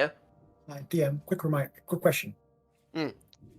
Did we get a physical description of what the rings look like, or do we have any idea? No actual description. Just the what's it called? The prophecy that was speaking about them. There are 3 rings, and the only way it hurts to look at them directly, and the only way to understand them is to look at them sideways, through fire, through water, through shadow. Whatever that means. Trying to remember, just looking through my notes, because there was a description of 3 different elements for the rings. I think that was the looking at it through ice, through fire, and through shadow. Rings, water, shadow, and fire. It's kind of a long shot, but Cleo would try and cast Locate Object. Okay. What are you looking for? That's what I'm trying to figure out. I'm gonna try and because I'll throw up into the chat room just because it says describe or name an object that is familiar to you. I'm not really familiar to it. It's kind of like it's really wordy when it comes to that. So I'll just throw up in the chat real quick. Let's interpret it together. Describe or name an object that is familiar to you. The sense of direction. 10-minute concentration. The spell can locate the nearest object of a particular kind, such as a certain kind of apparel, jewelry, furniture, tool, weapon. The spell can locate any thickness, if any thickness of lead, even a thin sheet. Well, yeah, just lead blocks. Gotcha. If you have seen it up close 30 feet, it's, gotcha.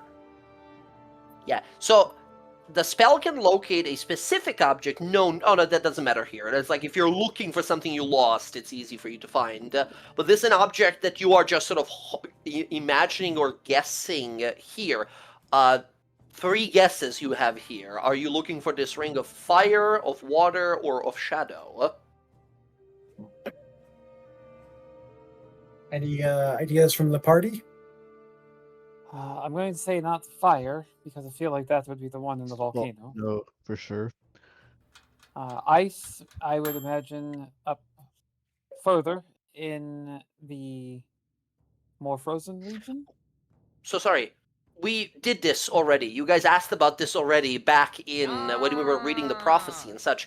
The volcano thing, that's nothing to do with rings. That's a giga realization that Rodri had on a natural 30 investigation, where he realized that's probably that forge that was mentioned in the prophecy. The priest, the archpriest, Edbris, he explained to you guys, after you guys had the vision of that dead frost, that like frost giants like sitting on a throne type of thing, that's probably the Ring of Frost. He was talking that the Ring of Fire, what he believes to be Ring of Fire, was lost here in Uralis. You guys asked about this. It's just been like a month since we talked about it, so we don't remember.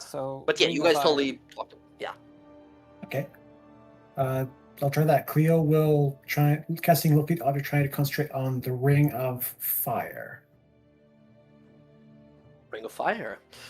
You, for a moment, sit there, clasp your holy symbol, cast a spell. As you begin to focus here, as your spell out from you, this sonar-like effect, invisible to most, that washes across the Rhine Plains here, you see it in your mind. A beautiful golden ring with some sort of a gemstone that burns on the inside. The moment you see it in your mind, you get a ping on your detection, on your spell.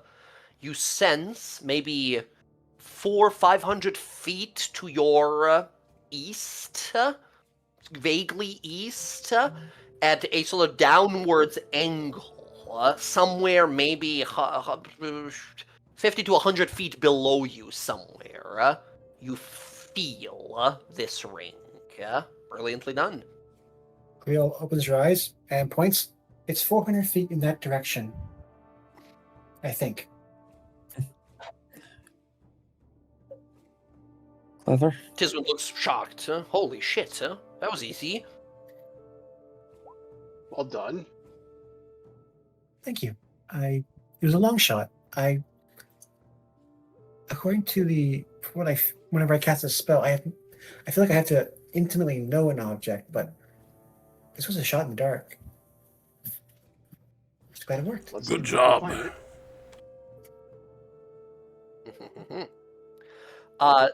As you guys start walking on that way, you do see a ton more footprints through the snow here. This is a common area for all kinds of frost raiders and marauders to be passing through.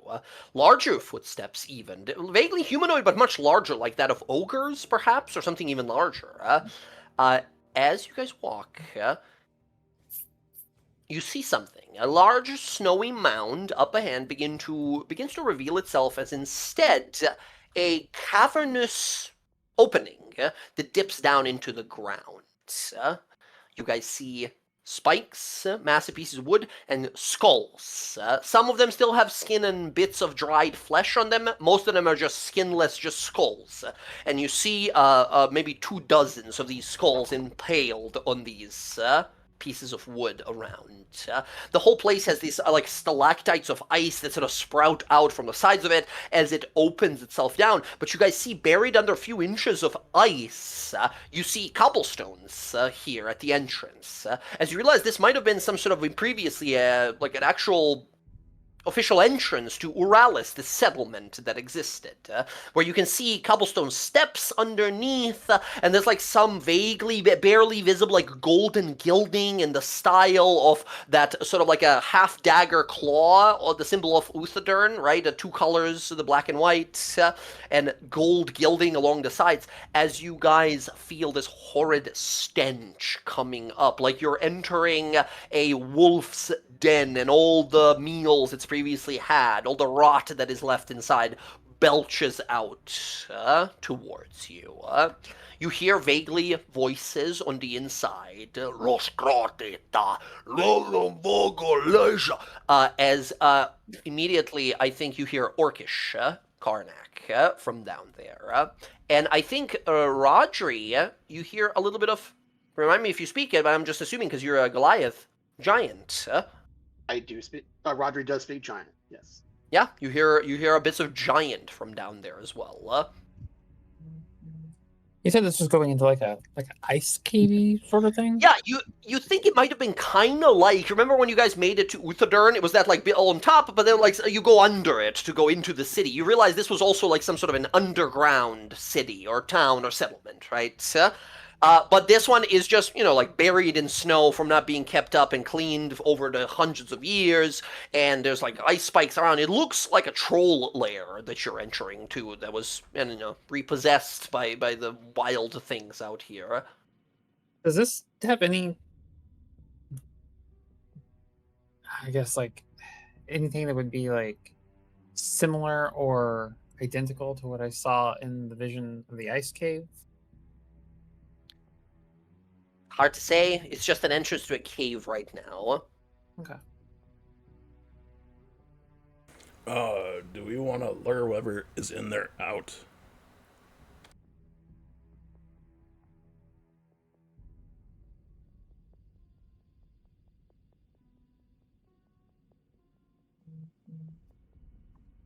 Hello? Would it be dumb enough to give chase? Are these signs of Jezrez? Looking around, yeah, you'd think so, probably. Karnak's going to reach into his bag of holding and offer his recently cleaned war horn that he got from the Jezrez trumpeter to Kiara. Oh, you don't gotta use that. Oh, because of I get that one performance creation per day, but I can also use the spell slot to make one. Okay. I don't want to get rid of that. We may need it. I'm not saying get rid of it, I'm saying use it. Yeah, but the noise I'm gonna make, it's gonna be in an opposite direction, so that way they lure it that way. Oh, I was thinking I'm learning out here to fight them. Yeah, I don't think we want to fight a whole entire army, Connor. Maybe. I mean, if we want to fight a whole army. She looks at all of them. I can think of smarter things to do with our time. Agreed. I can go in there invisible and see how many they are. Maybe it's not a lot of them. Or maybe Kayla's can go in there invisible. I can make her invisible. Little bastard can go in there invisible. It may not be a lot of them. It may seem like it's a lot because it could echo in there. Might be like 3 or 4. Well, there is a giant in there. At least one. Hey, little bastard. Where you at? Yes, best friend.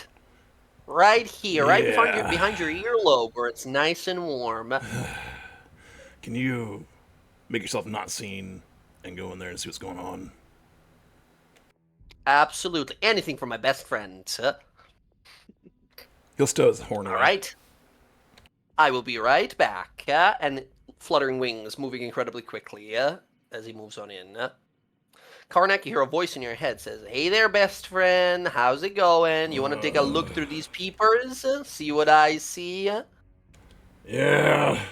Karnak's going to shut his eyes. All right. And sit down so it doesn't fall over. Eyes wide closed as you open your eyes and you see through his vision. And by the way, oh my god, a sense of vertigo. He is moving so fast like a fly, right? Zipping around everything so fast. As you see on the inside here, frozen and devastated remains of a settlement. Not a large settlement, a little bigger than Palebank Village, place where we all met, right? But you see this place has been buried in ice. There's rivers of like liquids and floating on through. There are some remains of the cobblestones, many of them broken and such. And he begins to see some creatures around. You see what at first you think like, oh, orcs, there they are, and then you realize like, wait a minute, something. You see these kind of big hulking, a little taller than most orcs you've seen. As you realize those are not orcs, they are Jezzeraz still, because Jezzeraz are a bunch of different humanoid type monsters that roam these wastes. These are trollkin. Basically half trolls that are sort of walking around similar to orcs, but not as protruding sort of wide jaws. They have a little less like muscle and strength to them, but they make up for it. You've heard, and you've probably fought to these guys sometimes before. They make up for it with a minor regenerative ability that they share from their ancient predecessors, the trolls, right? As you see a handful of these, not many actually, as they seem to be gathered at the back end of this settlement, where they're kind of looking amongst themselves now and kind of talking amongst themselves in giant language. Does Karnak speak giant?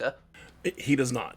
But I think he's got a grin on his face. He's like, oh yeah, there's a bunch of Jezreaz in there, and some of them are half trolls. It'll be fun. You see some of them are like shamans, these like shaman trollkin ladies who are kind of talking, two of them talking right now, as they are pointing and looking at what looks to be the back of the town here that was. This was told to you guys by the head priest, by Archpriest Edbrus, that there was a temple that was built here to the Archheart, right? And you see the ruins of this temple have been remodeled, where two massive statues of an elf and a dwarf stood, holding spears together, have been replaced. You guys have been told that something else and horrible has moved into this place. The statues have been corrupted in some way. You see skulls visible there, eyes gleaming with some unnatural light on the inside, and the whole place reeks of undeath and necromancy and unholy things. And you see these trollkin kind of looking amongst each other, and you don't need to speak the language to understand the look in their faces that are saying, like, should we really be doing this? Is this a good idea? As they're kind of looking amongst themselves. As you realize this area here, as much as it is in the territory of these worthless Jezzeraz, even they are like, maybe we shouldn't fuck with this. Should we? Maybe not, maybe not. As they are having some sort of discussion right now. As you realize, these are probably not creatures that live in this place, but have come here now for something, for some reason.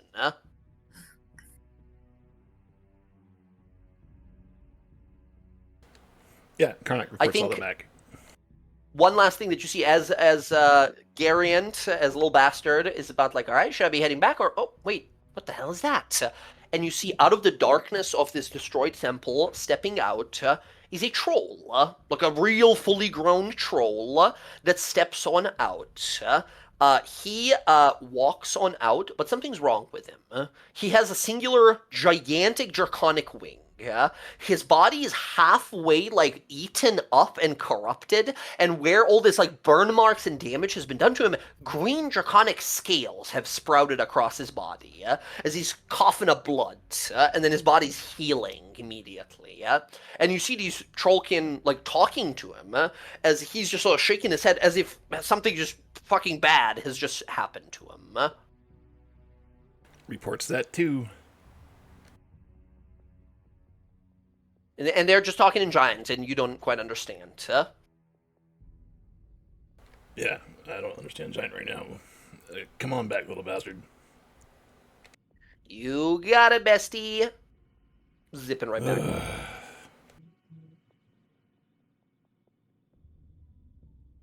Keyless, you want to trade curses?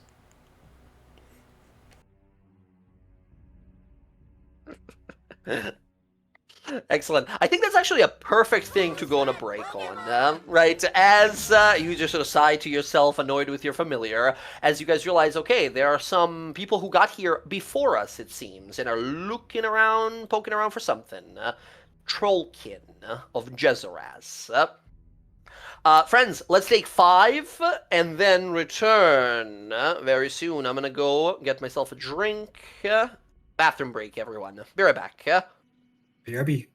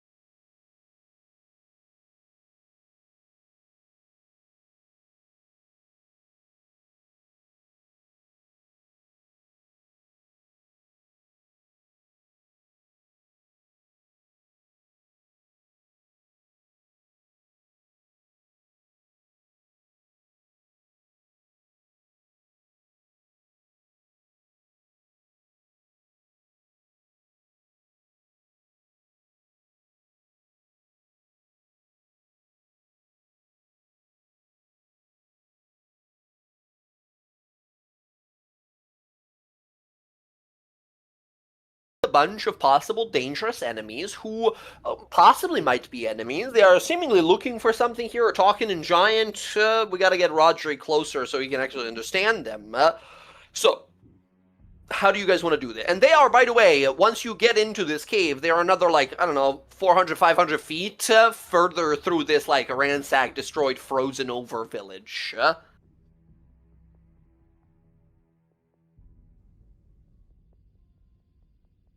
So, how many of us can turn invisible?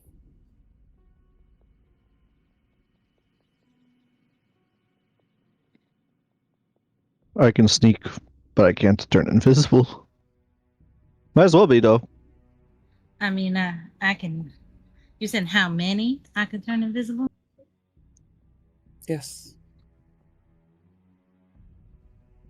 Because I could do it too myself, and most of our familiars seem to be able to. I can do it to 2 people. I have not yet learned this spell. So 3. It says 1 additional creature for each spell slot above 2, and I only have. Yeah. Oh, so you can do I have 2, 3. she can do Oh, one. I have 3 level spells. Yes, I could do 3. Yeah. No, you can do 2, because it's 1 for level 2, and then 1 extra at 3rd level for 2 total, and then Jess is saying she can do 1 as well, so 3 total you guys can cover.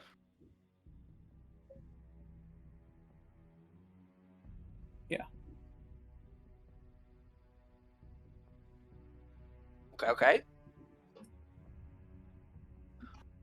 I know some of us are really great at stealth. Now that we know there's no other creatures around here other than these guys, if any of you want to give me an actual stealth roll and sneak up to see what you can see and make better informed decisions, I would love some stealth rolls from those of you daring enough to approach.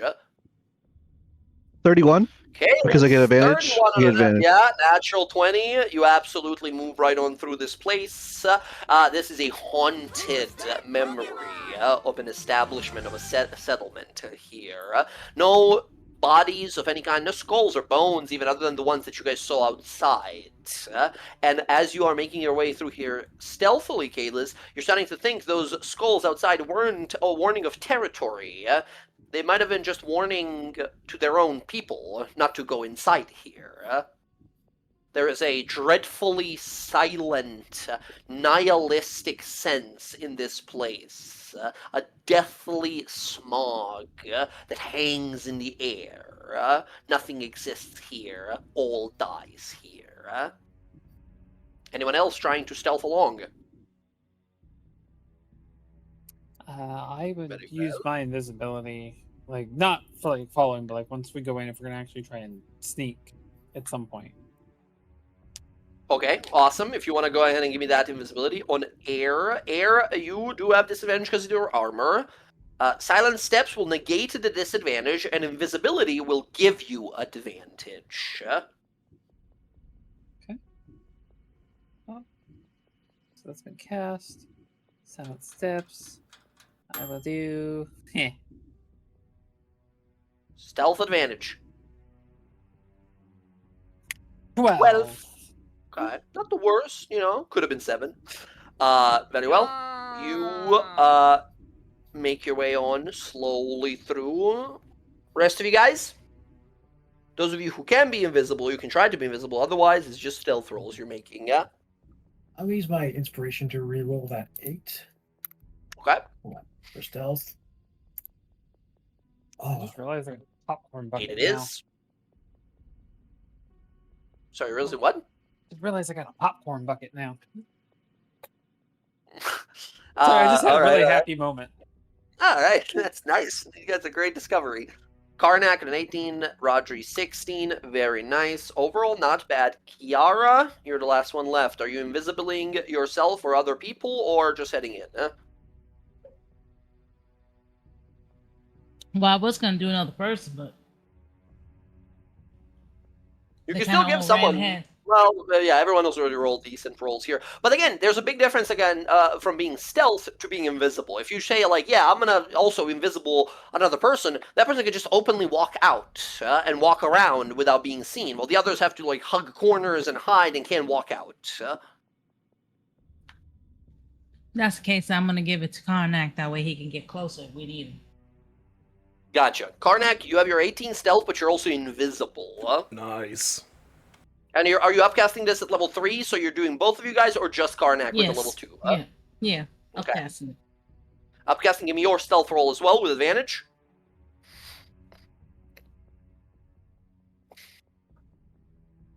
$11. Okay.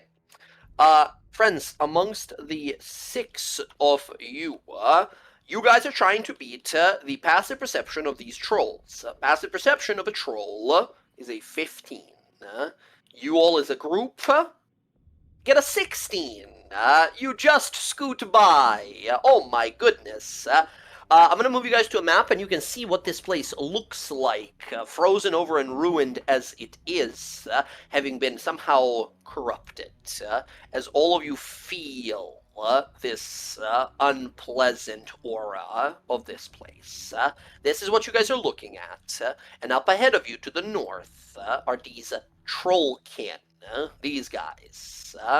Some of them, these witches, these shamans, they're spellcasters, censored for nudity, censored for PG reading here, I guess.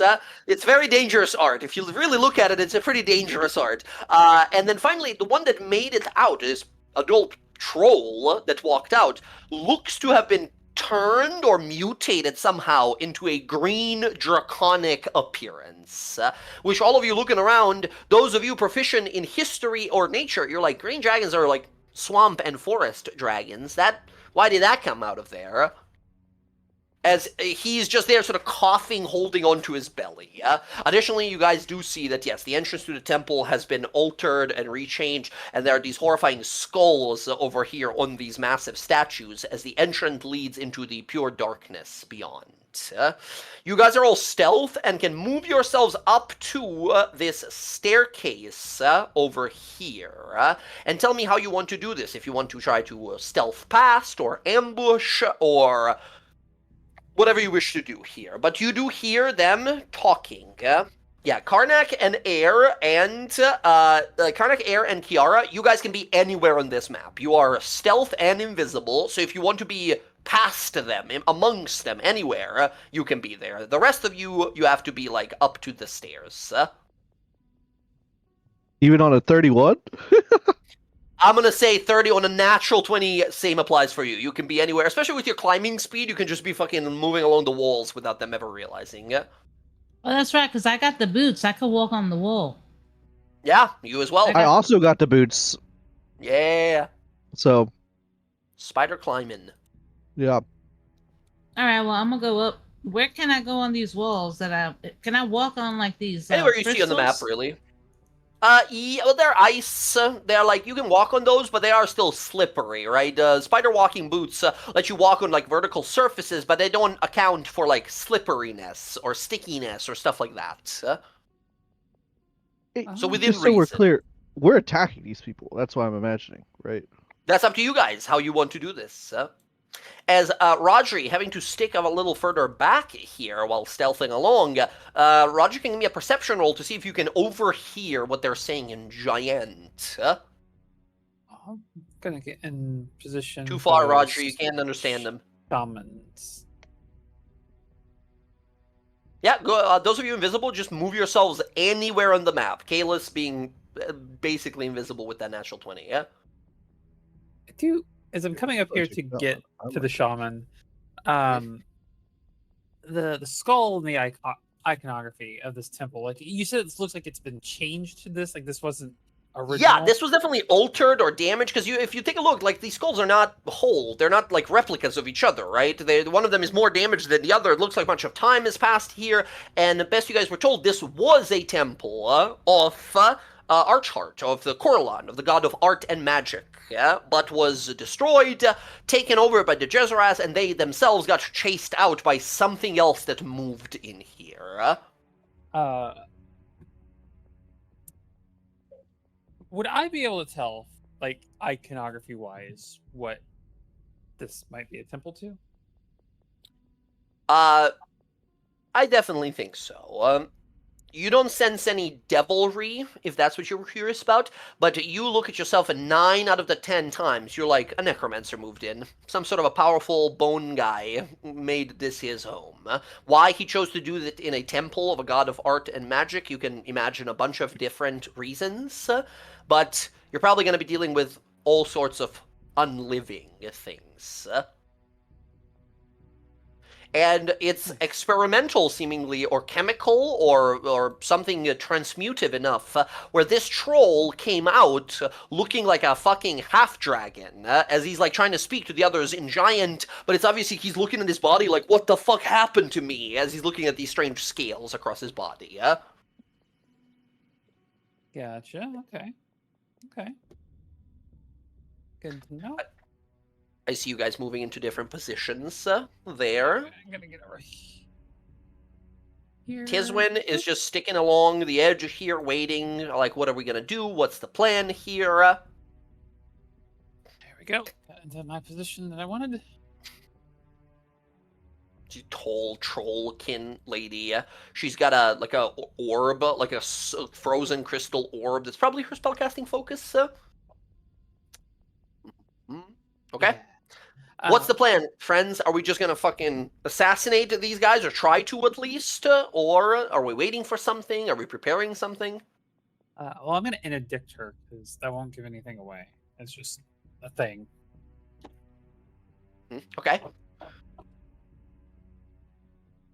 So I will have that going on her, and then got my glaive out, and I'm ready. We didn't agree on like what the call sign is. These are Now that you can Jezreaz, see each right? other, now that you can see each other, you're invisible anyway. These are clearly Jezreaz, yeah. These are most definitely Jezreaz. Remember, like I said, Jezreaz isn't just orcs. It's like Goliaths and roving humans, and sometimes, rarely, elves or dwarves, and trollkin, and full-on trolls, and ogres, and sometimes giants. Jezreaz is a large umbrella under which fall many people that follow Ruiner, the god of just violence and mindless killing. Yeah, but they've been known to kill travelers who can't fight. So, I think Anyone. I think Karnak is just going to kick it off. If everyone's okay with that. Okay. What about, Tiswin and Cleo and Rodri are further on back. You guys realize that, yes, without, invisibility or greater stealth, you can't really approach any further. So you have a lot of dudes in between you and the rest of the members of your party here. So, waiting for this signal to begin, Karnak, you can absolutely start us off, but of course, that's not how D&D works, and therefore, this is what surprise rounds now look like in D&D. Go ahead and everyone, roll stealth with advantage. All of your enemies who are unaware of you roll initiative with advantage. All of your enemies roll initiative with disadvantage instead. I didn't realize that, most people are moving up. Can I redo my positioning? I don't. If you wanted to. As you can see here, the party's going to be split pretty fucking distance, like long distance in between us. Oh my god, Rodri. All right. Okay. I can redo that so that I have somebody I can body block for the others. Okay. Well, yeah, because I can reach them with, I can move down this thing. This Figure out your wall. positioning here. Those of you who are invisible have the advantage of starting this fight anywhere you wish to be. The rest of them are just standing there, kind of looking out. They all look a little freaked out, right? They're looking around for anything scary. Okay. Initiatives are being rolled. Initiatives are rolled. How did I do that? How did I wrap my mic cord around my entire chair? How the fuck? Magic. What the fuck? Oh, there we go. 16. Excellent. Does anyone need me to correct their initiative, or did you guys already do it for yourselves? Do it already. Everyone's done it already. Okay, initiatives are not looking too bad, other than Rodri. That's an insane 1 in 400 roll by Darren there. Here are the rolls for these enemies. We have 3 types of enemies. First are these Trollkin grunts. They make these rolls, of course, with disadvantage. 13. It'll be a 13. Okay. Also, I don't know if you saw, I think they changed the initiative tracker. It looks a little different. It is. I noticed that. It's pretty good. The Trollkin Shaman or Shamans. 2, I don't think I need to reroll it. That's a natural 1. That's as low as it goes. By 0.01 faster than Rodri. You hate to see it. And then finally, the Half-Dragon Troll. Also natural 1. Also faster than Rodri by 0.01. Oh man. All right. That said, initiatives are rolled here. As Karnak, you're about to pop it off here. Kalis, you are done waiting. You go first here. Let's begin this initiative, friends. Get ready. This is quite a few enemies. Can I move my interdiction real quick? What's that? When you let me reposition, can I move the interdiction? Yeah, if you wanted to put it on someone else. Okay. Yep. Put it here on this guy. Just on the front guy. Gotcha. Okay, Kalis, start us off. Ambush begins. I'm coming out this guy, and here we go. Yeah, we're gonna do my dealio. Booming blade. Do my dealio. Boom blade. All of you will have advantage on the first attack roll you guys make when coming out of stealth. Oh, sick. So, I was supposed to say Rook. That doesn't really help then, but it's fine. Here we go.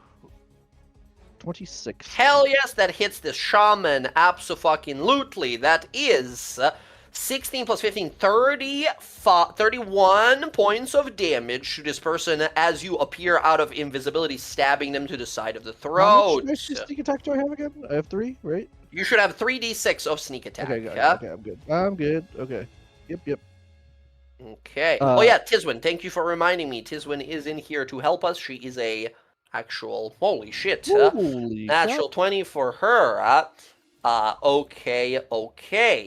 Kalis, that is your action. You have this person freaks the fuck out. You stab into the throat. They grab for their neck and look back at you and sort of freak out and roar. And you watch as they pull their hand back. Flesh begins to slowly knit itself together. Trolls, they regenerate. That is, this person is not bloodied from that 31 points of damage. This shaman dude is not bloodied from that? Yeah, wow. This shaman lady, she's not bloodied from that. Wow. That's quite a bit. That's not encouraging, to say the least, but hey, keep doing it. I will do my bonus action dagger. Here we go. 26 hit for an extra nice 5 damage. More. Cool. And yeah, I guess I will move back 5 feet and say, come at me. They can't attack you, so yes, absolutely. Now she's bloodied after the extra 5 points of damage. Oh, okay. Yeah, hoping to taunt her with that booming blade. So. She freaks the fuck out and immediately starts getting ready. Yep. Okay. Kalis, that's gonna be your turn. Tiswin fucking books it. She's going to run her 30 feet of movement over here. She's a half-dwarf, but the half-elf of her gives her just enough more movement than a dwarf has, right? She is going to use her twice per day ability here. Actually, there's no need for it yet. She's going to take pull out her heavy crossbow, take aim at the guy all the way to the right, and fire. Oh my god, a natural 20. She hits the guy on the right for 36 points of damage. This guy's bloodied, but still alive. Rocks him straight to the side of the skull, and he falls to the ground, and then the skull belches out the bolt as he begins to stand up, and slowly that troll healing has saved his life. She looks very surprised, like, what the hell? As Karnak, we go to you now. Only one attack with the heavy crossbow, unfortunately. Karnak is going to go in his rage, so Air's Silent Step's going to go away, and he's going to hurl his lightning bolt first. Or his javelin of lightning. Oh, the lineup. Oh no, the lineup. Incredible. All of these 4 need to make dexterity saving throws. DC is 13. We're starting at the bottom left. 16, 9, 12, and then the spellcaster in front of you, 7. 1 succeeds, 3 fail. Go ahead and give me that 4d6 lightning damage as it flies back to your hand. Nice. 13 points of damage. 13. This first one takes 6. And then 13, 13, 13. Awesome. That is one of your attacks.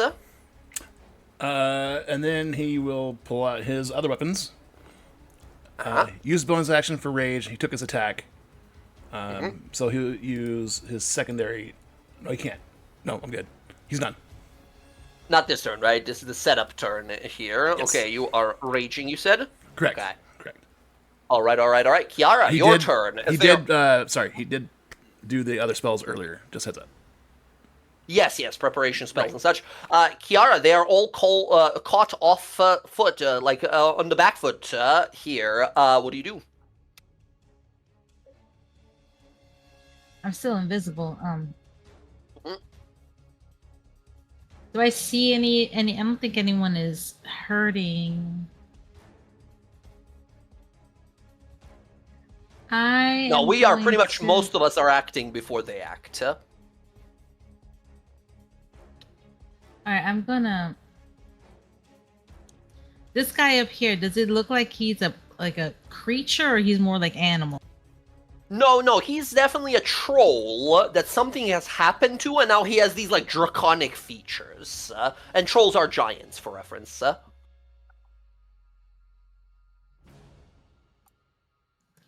don't want him doing anything.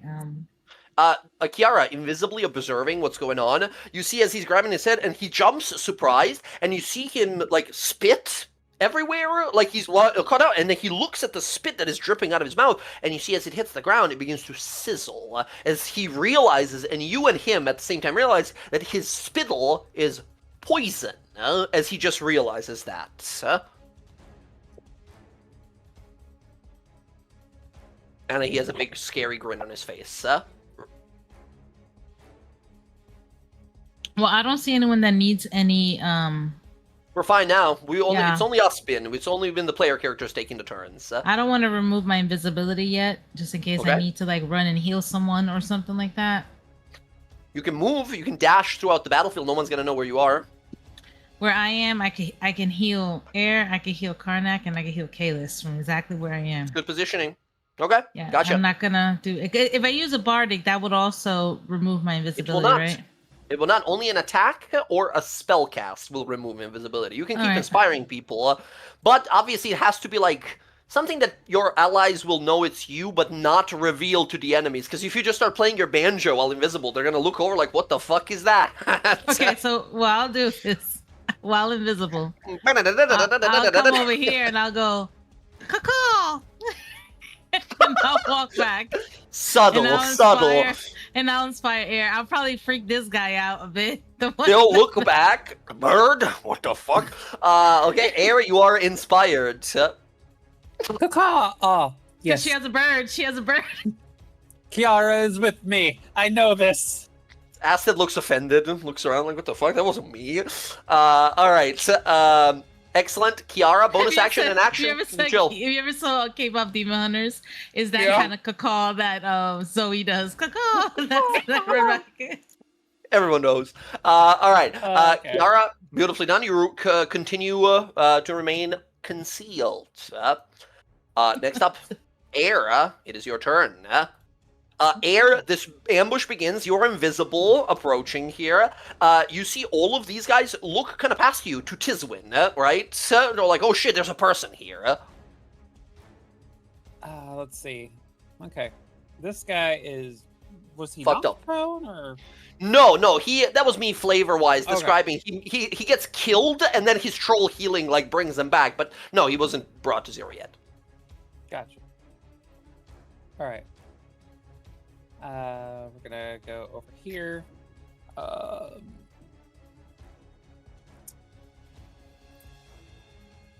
He's down, so we will go ahead and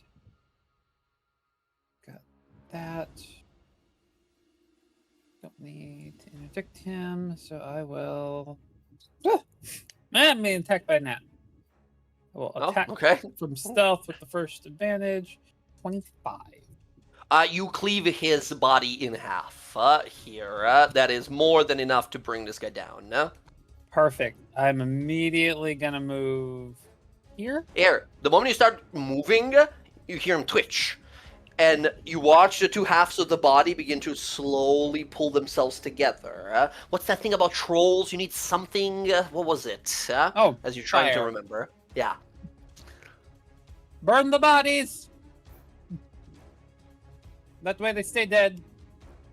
The guy in front of you, you realize with that, as you say that, as you appear from invisibility, you realize understands common. His eyes go wide the moment you say burn the bodies, as they're like, no, gets his weapon immediately.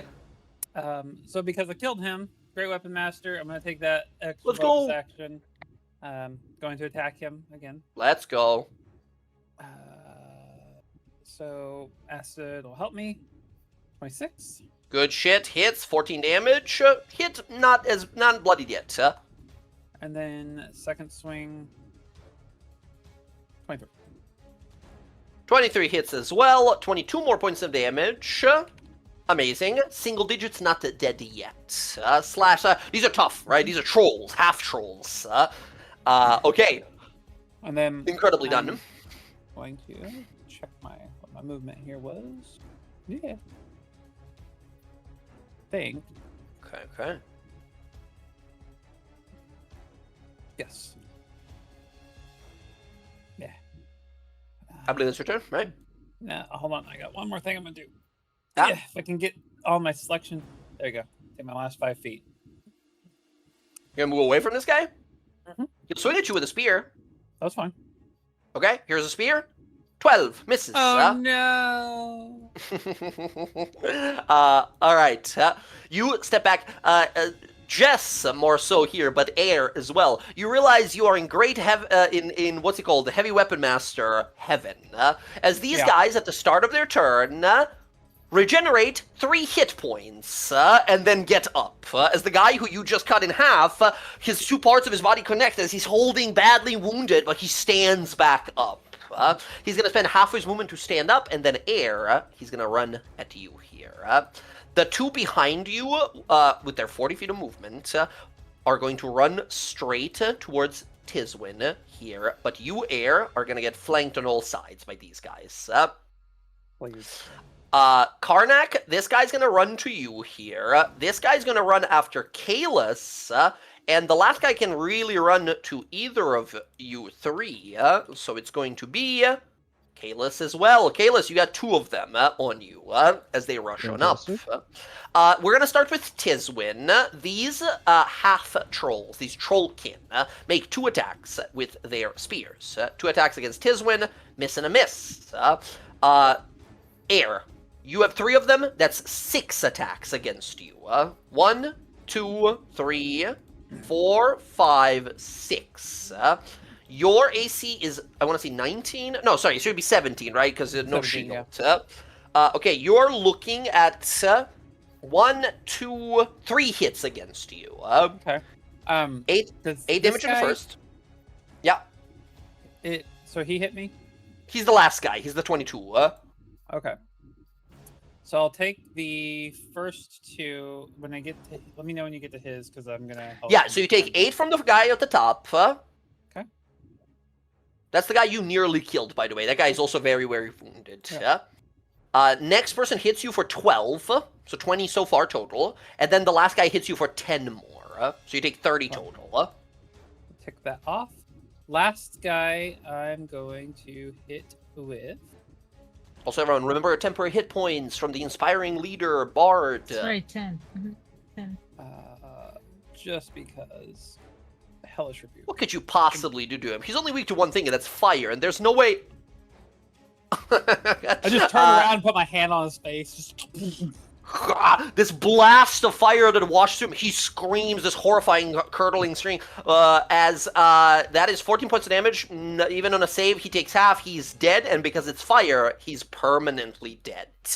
He screams, whips his body around, runs, and then loses strength and just falls face down. Just a charred corpse remaining. The others almost look horrified immediately, but you see this ignite their will to kill you even more. You are the fire person, and if they kill the fire person, they're safe. Okay, yep. That's your reaction. That is those Trollkin. Next on up, Karnak. We have 2 attacks against you, my friend. Goes 1 time, 2 time. 18, I believe, will hit. Karnak, you take 5 points of damage. Rounded down, that's 2 or 3. No, I rounded it down already. That was 11 Okay. down to 5. Oh, okay, gotcha. If you don't want me to do, I'll always round it down unless you don't want me to. I No, can go just ahead, tell please. you the final number, or okay. Yourself there, Kalis. These guys are going to try to grapple. The first guy will try to first grab you and then knock you prone. Kalis, I need an acrobatics roll or athletics. You got to be the 14. Holy wow. Oh. I think I'm going to use one of my inspirations here. Feels worth. Yeah. Okay. Yeah. I'll insane. use my human inspiration. That's insane. Yeah. There we go. Okay, human Okay. inspiration, 18, you succeed. He's going to try with his second attack, 19 that time. 19 to just Athletics, as an you got to attack? beat an acrobatics to be grappled. Oh, so to just roll again, is what you're saying? Yeah, just one more time, yeah. 20. Nice. 20! Let's go. He grabs for you. You fully trip him, smack him in the back of the head as he sort of stumbles and falls past you. The other guy, he's just going to stab you in the gut. He goes 1 time, 17, Miss. and then a 7. Missed. Let's go. Um, As I think he stabs into you, right? But that fucking hardened exterior that you have, that supernatural... I haven't shifted yet, but... Oh, even better, even better. Okay. That is the Trollkin Warriors. Cleo, Riposte? we go to you. Riposte, yes. Go ahead and make that attack against them. Just It's the bottom right guy. You get to make that attack when you are Yep, missed with an attack. No sneak attack here. Or actually, Rook is around. He could give you a sneak Yeah. attack. 14 is the AC. That hits. That is 27 points of damage. This guy's bloodied but not killed. That's the first damage he took. All right. Awesome. Cleo, to you. Well, first I gotta roll for my Time Warden's armor. Let's go. So 3. Any attack made against me. Oh, no. Sorry, that's not how the armor works. I forgot about it. Sorry. It's when you roll... Let me show you here. The Time Warden armor says, when you roll initiative, the number you got on the initiative determines this thing that happens on this chart. I know. Oh, so hold on. What are you rolling? I'm rolling because I didn't roll for I rolled for initiative. No. It is the initiative. It's the d20 you get for your initiative that uses this chart, right? You got a 9, or what was the number you got? You got a 9, right? I rolled 3. Oh, sorry. Yeah, correct. No. The original initiative roll. That's what it uses for this. I understand. I understand what I made. So 9. That's all right. That's all right. We're learning it. New magic item, right? New magic item. So Cleo, you rolled a 9 on initiative, which means you would get to add a d12. A little retroactive and late now, but you would have been able to maybe go before some of these here. We'll ignore that then. But my original plan still stands. Cleo, looking up, can see that Kiara, Kalis, and Karnak are the most in trouble. Mm-hmm. So from 120 feet away, in a 40-foot cube, I'm going to target all the enemies up there with slow. That's just so you know, that's an 80-foot cube. That's 40 feet on each side. A 40-foot cube would be 20 feet on each side. I'm still casting slow, so all of them up there. No, I know, but I don't think all of them are going to fit into that. This is a 40-foot cube, by the way. Like this. It's 40 on each side. The other one was because you were measuring from the middle, right? That would have been 40 feet on each side. Twice. Would it be snap to center? Either way, you can. I think so. Let me see here. It would be. I'm using snap to center. No. I know you are, but you want to snap to corner because when you snap to center, it measures from the center. Okay. Yeah. Like so. Now, No. Again, you see what you did? It would be like this. It would be 20 Okay. feet, because that's 20 other way. That's 40 feet on each side. Right? Because this is 10. This is a 20-foot cube. This is a 40-foot cube. This would be like a 80-foot cube. Because it's 40 from the center, but also the other way as well. I understand. Okay. There's an easier way to do it. Hold on, where is it? You can. Oh yeah, you can do this. You can measure from.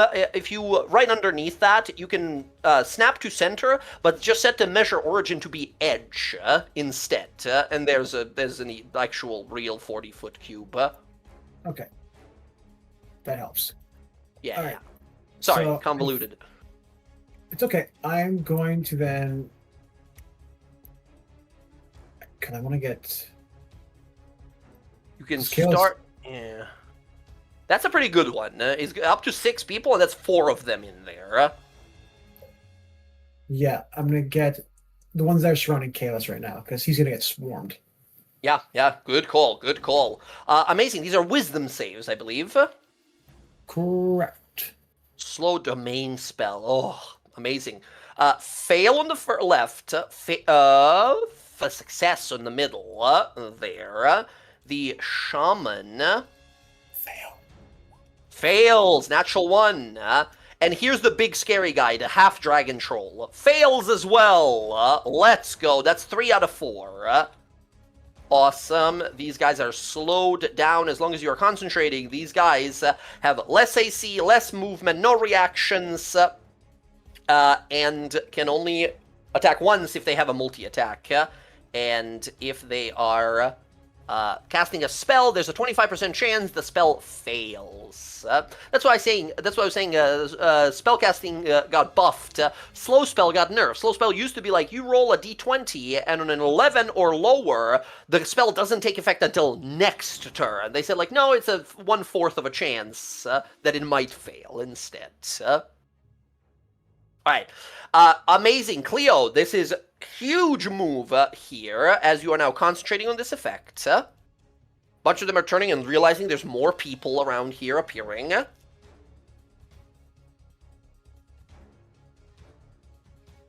Yeah, I'm concentrating on that spell. Huge rage. 120 feet is massive.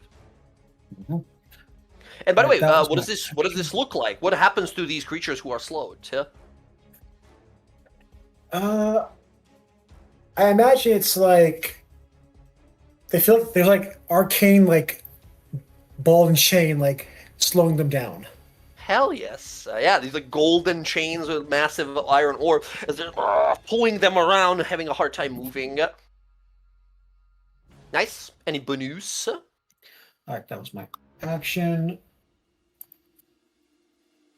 It's my bonus action. Can't guess a spell roll. All right, so Unless you get something that doesn't require a spell slot, right? So, which I don't know. yeah, no. I think that's all I can do. Awesome. Would you like to move anywhere?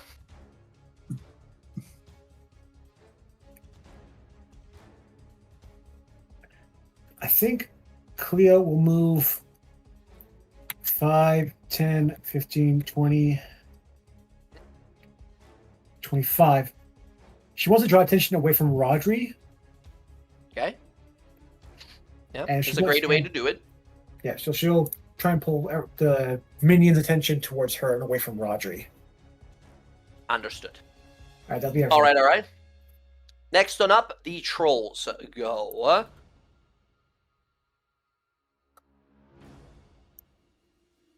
Time sneezed my soul out. All right, we have the 2 shamans. First of all, one of them backs the fuck away from Kalis at half speed. Kalis, this activates your booming blade. A 2d8, please. The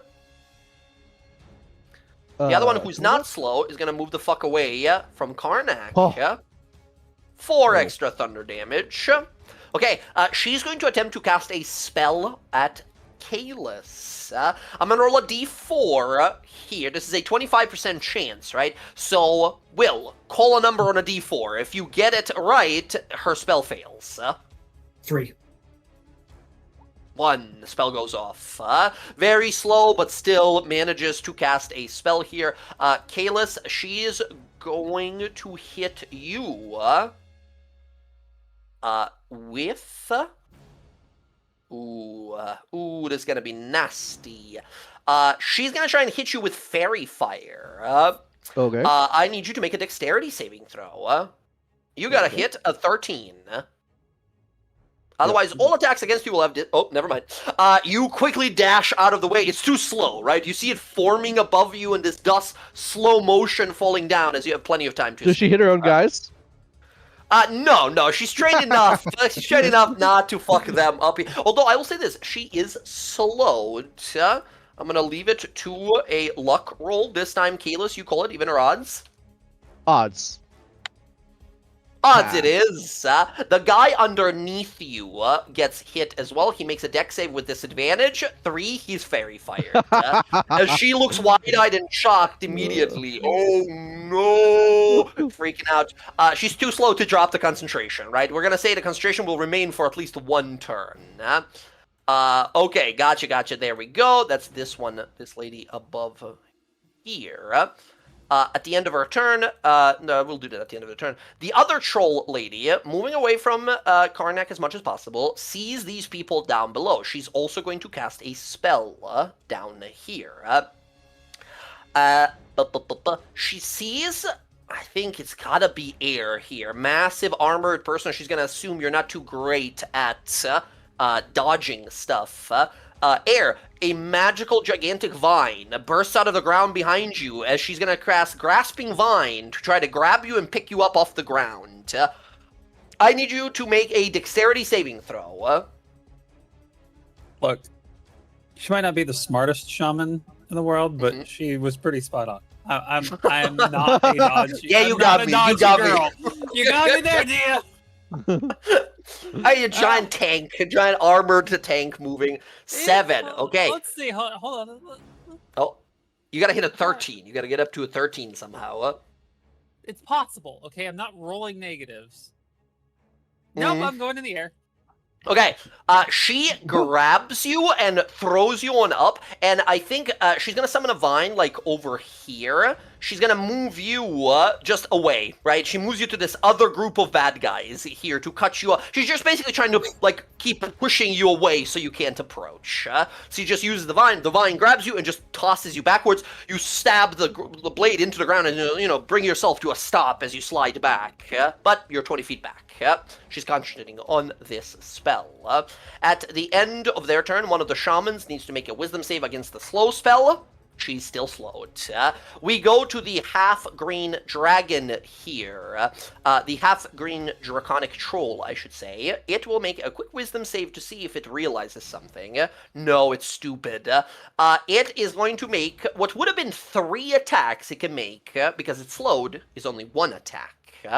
It's going to look out towards either number 1 Karnak, number 2 Kalis. Kalis, 3 enemies boxing you in. Kalis, this guy's slowed, so he only gets 1 attack, and he's gonna try and bring a massive sort of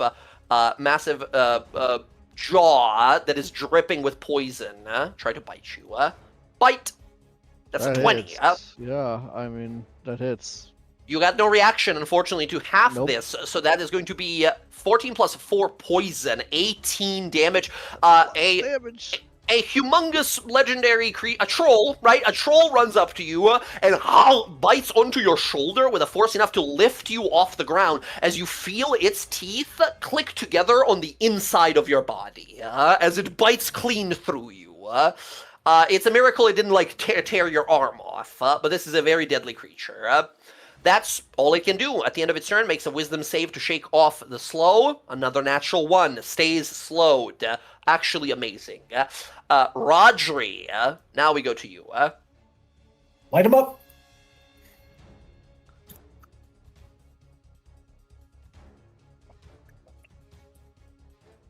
Enough in one group.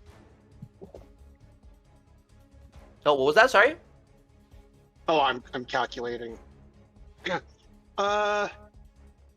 Is air still in the vine? No, this vine doesn't restrain you or anything. It basically just pushes you, right? It grabs you and just moves you away. Alright, that helps.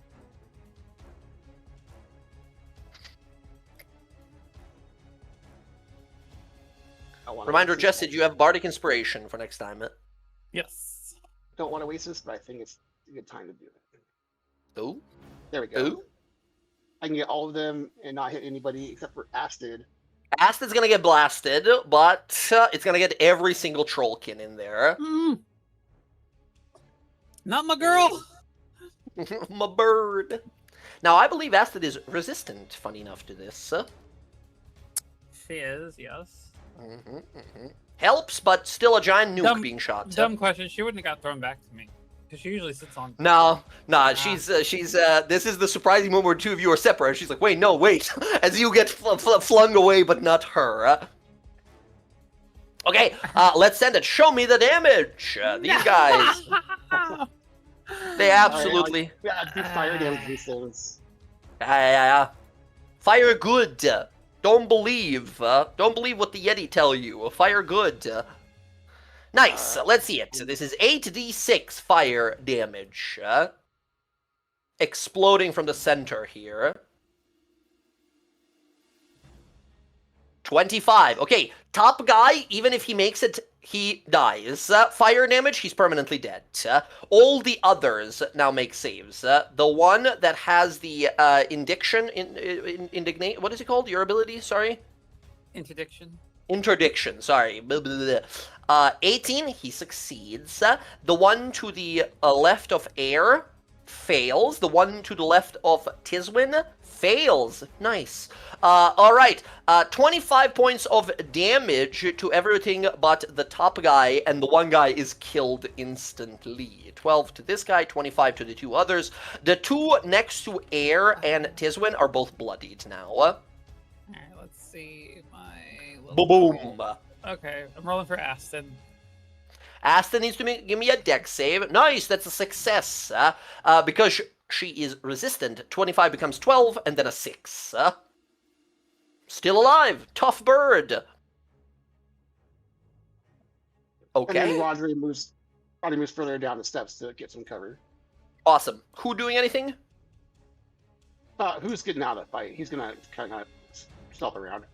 If you want him just to, scoot along, get ready for some help actions later on, he can double dash, right? Action to dash to move again. Okay, he's moving around. Gotcha. Go ahead and move him around. Rodri, beautifully done. Excellent damage here. All of them freak out, and Rodri, where they were looking at Air like fire person, kill her first, all of them turn to look at you now, and are just going to take as many opportunity attacks as they need to go kill you instead, because you are fire, it seems. And that's why I moved in a line. Yeah, beautiful, beautiful positioning. Yeah. Okay, Rodri, that said, Kalis, top of the initiative. You have two slowed enemies. One of them is fairy fired to the bottom of you, and then this gigantic half-draconic troll, who, by the way, you are looking in real time, or maybe slowed slightly because of the spell. You see his body is growing, like more scales, more draconic green scales are like sprouting, like his skin is flaking off and draconic scales are replacing it. Okay, I think I'm going to try to go for the guy I already damaged. Yeah. He's the only one that is not slowed. Oh, good. He's the only one who also has a reaction, right? Slow takes their reaction away. So this guy, right? Yeah, bottom right. Oh, that's good to know. I forgot that they don't have reactions. Oh, okay. That changes Only that guy does. So if you kill him, he can't attack you either. Yeah, so we're going to, Rook will help me. We're going to Boom and Blade, Sneak Attack, whole deal. Here we go. Let's do it. 20. Thank God. A lot of ones today, Zach. All right. That is a hit. 16, 17, 33 damage. He's down, but he's not, right? He's KO'd, but without fire, he will get back up on his turn. Okay. I guess I have my dagger attack that's free, so I'll just go, I guess, at the bottom guy. Go right ahead. You have advantage. He's fairy fired by his own teammate. Hits, 5 damage. 5 damage. And then I am going to use my spider climb slippers to jet up the wall. Amazing. The wall goes up more than 100 115 feet. Very unique. Okay. I'm going up like 30 feet. Okay. Yeah. So Run up the side yeah. of the ice I think as they it's both about slowly 30 look at feet. you, but are too slow Yeah, to it's 30 react feet. to attack. Yep. I'm up there, and I will use my bonus action to shift. Yep. Ooh, here we go. You howl and turn yourself. All of you look on up, but he's not this time a 15-foot tall monstrous version of that. Just the one that you saw before. As fangs, fur, claws, all of it. Amazing. Yes, I believe it is your turn. Okay, AC goes up. Very good. Tizwin! She is going to look to air, says, go! I got these guys. And she's going to swing this massive greatsword, this giant greatsword of hers, first at the guy above her. 11 misses. And then to the guy to the left of her. Hits! 17 points of damage to that one. Doesn't kill him, though. He's single digits but alive. She looks on over to air and sees these guys up ahead. She's gonna stay right there actually for now. Actually no, air. She's gonna use twice per day. She gets minor divine aid. She's gonna cast healing word on you as a bonus action. She can choose either bless or healing word. She hits you up with 8 healing. That is her turn. Karnak, your turn. Okay. We can't leave the big guy unchecked. So Karnak is going to... Oh, did that guy take his 5 points of cold damage that attacked Karnak last time? Oh, no, sorry, I forgot about that. Yes, that should be 5 damage to this guy. And then Karnak is going to leap over this guy and run towards the big gun. Okay, yeah. He will make that opportunity attack against you. That's an 8, misses. Misses. And then he'll start swinging on the big guy. Let's do it. So he stays put, hopefully. Absolutely. He's got -2 to his AC right now. Excellent. All right. First one, advantage. Nice hits. 11 points of damage. Bam, across the back. He turns around, realizing something's up. Roar! 19. Nice. 8 more points of damage. And then he'll use his flurry of blows to make 2 attacks.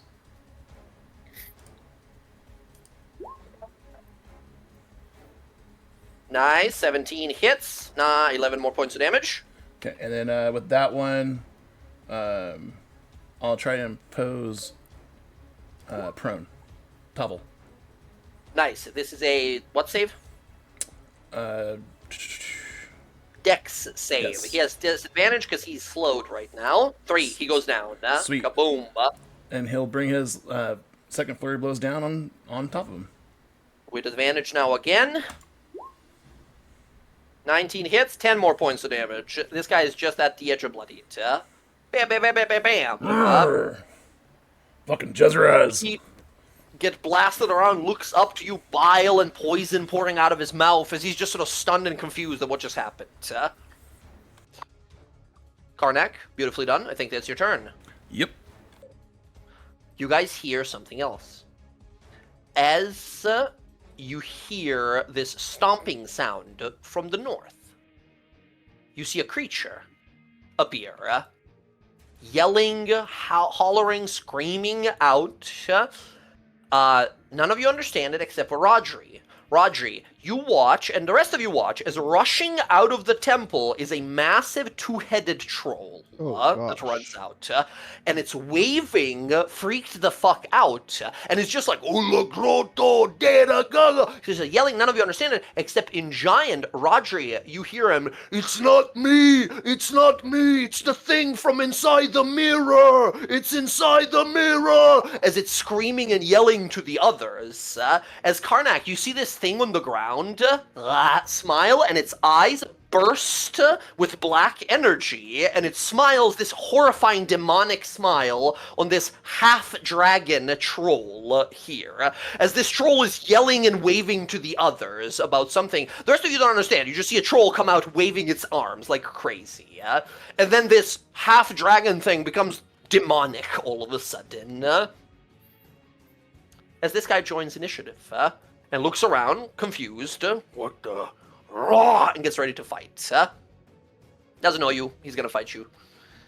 Okay, that was at the end of Karnak's turn. Kiara, some monster comes out yelling something you don't understand. Okay, so I've been thinking about this for my whole turn. So Okay. this is what I want to do. Okay. I'm going to simple weapons. It's the only thing that I can craft, right? Because I was Okay. looking at this list. Okay. So what I want to build is, because I can build something a medium size. Quarterstaffs are about 2 silver pieces piece. Okay. But javelins are like 5 silver. So what I want is 2 javelins on each side of this creature, and 1 giant. Does it say it has to be 1 item? Yeah, that might be a thing. Take a. Can you click the ability? Yeah. Take a look.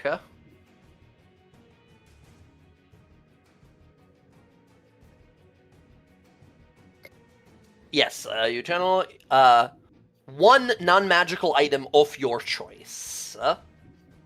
Okay, if that's the case, how big are these creatures? Are these like goblins? No, they're like human-ish sized, a little taller. Most of them are like 5'9", 6-ish feet, except for the big troll that came out. He's like 9 foot something.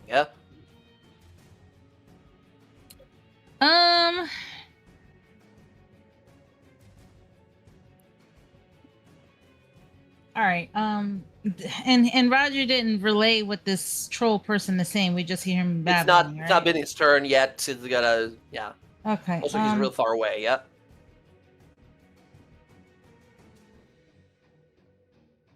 Kalis is all the way up there, so I don't have to worry about healing him. And air is fine. All right. I don't know who the hell this creature is coming down the stairs. 2-headed troll. That's all you know. Yeah, I'm gonna, because I think from here I can. Yeah, I can. Okay. So I'm gonna cast Dissonant Whispers. Awesome. On who? The troll that's coming down. The guy who's screaming? Yeah, gotcha. Yeah, so he Perfect, goes perfect. back the other way. Yeah. Wisdom save? Oh my god. Natural 20 for 19. Great. Ugh. So he still takes psychic damage. Yes, 3d6, roll it up. He'll take half, but he won't need to run away.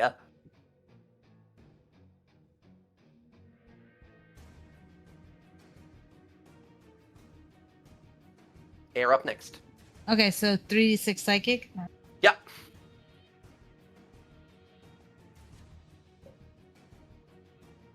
Okay, gotcha. That is your action. I'm gonna. Let's see. Bardic. It doesn't say. It just has someone has to be able to hear me. So I'm gonna give Kalis Bardic inspiration since he's really all the way up there. Awesome, Kalis, you are inspired. Thank you. They all whip around, realize like, holy shit, another invisible person. Yep, but I'm gonna kind of because I can spider climb. I'm gonna kind of be half on this wall, sliding down. Like sliding down. Gotcha. So that way, they have to. If they want to hit me with a spell, he's gonna have to walk all the way to down. this edge Yeah, to hit me. over the edge. Clever. Yeah, okay, and that's my turn. Nicely done, Kiara. Okay, very good. Those inspirations, super valuable. Air, it's your turn. We have multiple very wounded guys here. Okay. That's like a fucking shooting gallery. Alright. Bottom left guy there next to Tiswin is single digits. Very bad wounded. You got reach? I do. I'll move here. Get in position. Because I can. Yeah, so it's 10 feet. So I'll take a swing on him.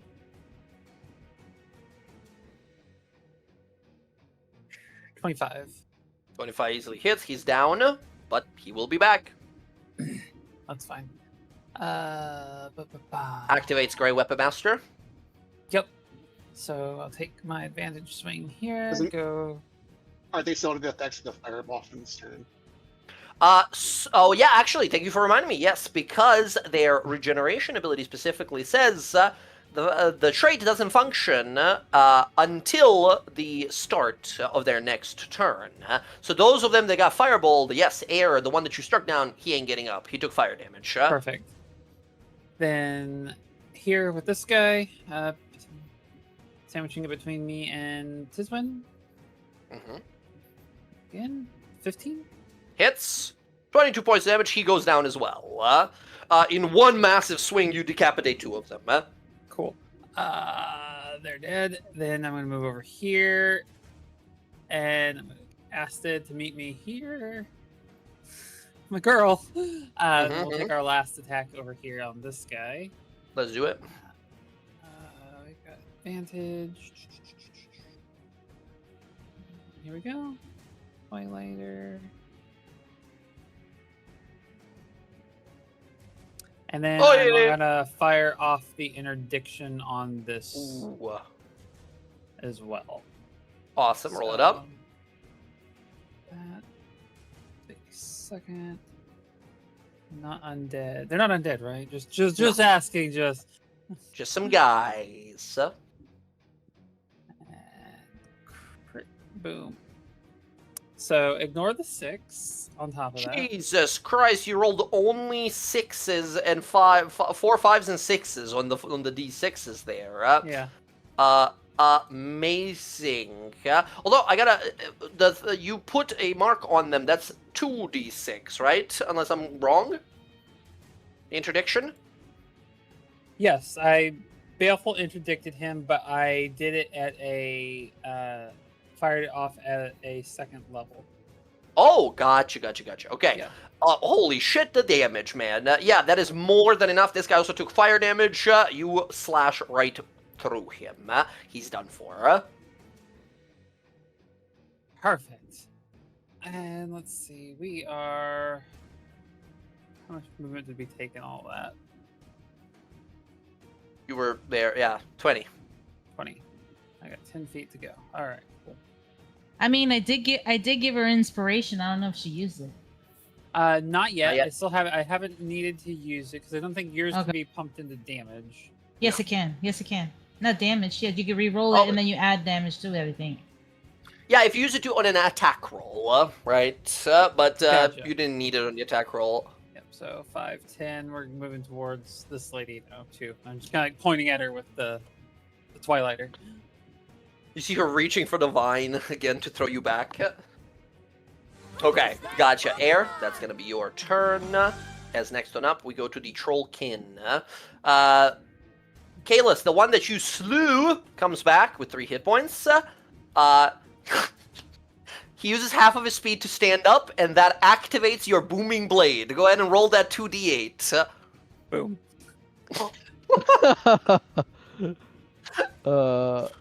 Laying down on a landmine. He explodes again. He'll try again next turn. Okay. Oh my god. There we go. The others, however, the one that is slowed over here moves to fight Karnak. The one that isn't slowed moves to fight Karnak. All the other ones are dead. Karnak, you're getting 2 guys against you here. One of them is slowed, so only has 1 attack. 1 attack against you, Karnak. 17. I believe that hits. Oh, deflect attacks. Let's do it. Go ahead and roll. You're rolling a d10 plus your dex plus your monk level. 9. 4 plus 9 total. You reduce the damage entirely. If you want to, you can spend a focus point and redirect that attack back to him. Wait, I'm sorry. I might have miscalculated. 2, 5... Nope, I got it right. Okay, cool. Yeah, he will spend the focus point. Focus point to redirect. This guy needs to make a dexterity save now. Sweet. He fails. He takes 2 rolls of your martial arts die plus your dex. What the hell is my martial arts So die it's a again? d6, I believe, Thank right you. now. Yeah. So 2d6 plus your dex. Total 10. Total of 10 damage to him. He's badly bloodied. Okay. The guy behind you, however, is not slowed. He makes his 2 attacks with his spear. 1, 2. One of them hits. Also, how much does this guy take any frost damage from hitting you? Oh no, he doesn't hit you because you reduce it all to Right. 0. This guy, however, hits you. He does. And he'll 7 damage. He'll take 5 cold. Which becomes 3. 2 temp left. He takes 3. You take 3, but I believe he takes 5, right? That's correct. I have 2 temp left. He takes 5. He's now bloodied. Okay. And 13, I believe, misses you. Yes. That is all the troll can. Although, yeah, some of them that are alive are regenerating slowly. Yeah. Okay.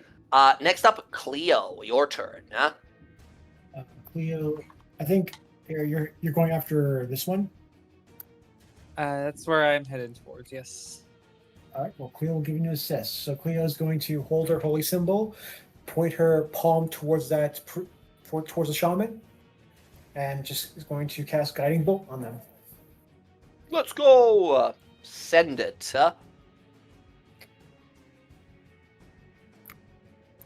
Guiding Bolt. And what level? Ooh. Not with a 9. Unfortunately, that's gonna miss. Yeah, it would have been base level. Because everything else I have, all my other spells are concentration, so I'm concentrating on slow. Okay. Life as a cleric. Alright, Cleo, that is, I believe, your turn. No, I'm going to actually move up. 5, okay. 10, 15, 20, 25, 30. Just so I can get within range if anyone gets in trouble. Good thinking. Very good thinking. Cleo, that's your turn. The two-headed troll looks confused, looks over at this half-draconic troll, and immediately gets mad and rushes at it, and this troll that has just arrived is going to take its full turn just attacking this prone half-troll here. This guy gets 4 attacks. He gets 2 bites and 2 claw attacks. Bite 1, 24. Bite 2, 19. Claw 1, 22. Claw 2, natural 20. I guess you're welcome. He runs up, grabs this half-draconic troll, and roars something which only Rodri understands as he's saying, "You're not me! You're the thing from the mirror!" And he grabs him and fully just wishbones him, just splits him in half. Just raw, monstrous, supernatural strength, as this guy is dead and fallen. He looks around, the others look at him, and he looks confused at who the fuck the rest of you guys are. As they look around, Karnak, he sort of looks to you here, and you hear him say in Orcish, "Who the fuck are you?" Karnak. Who the fuck are you? We are... Kind of looks, he points over, we're Waxen and Traxen, points at the 2 heads. Jezraz. Huh? Oh, no, not anymore. Oh, shit. Okay.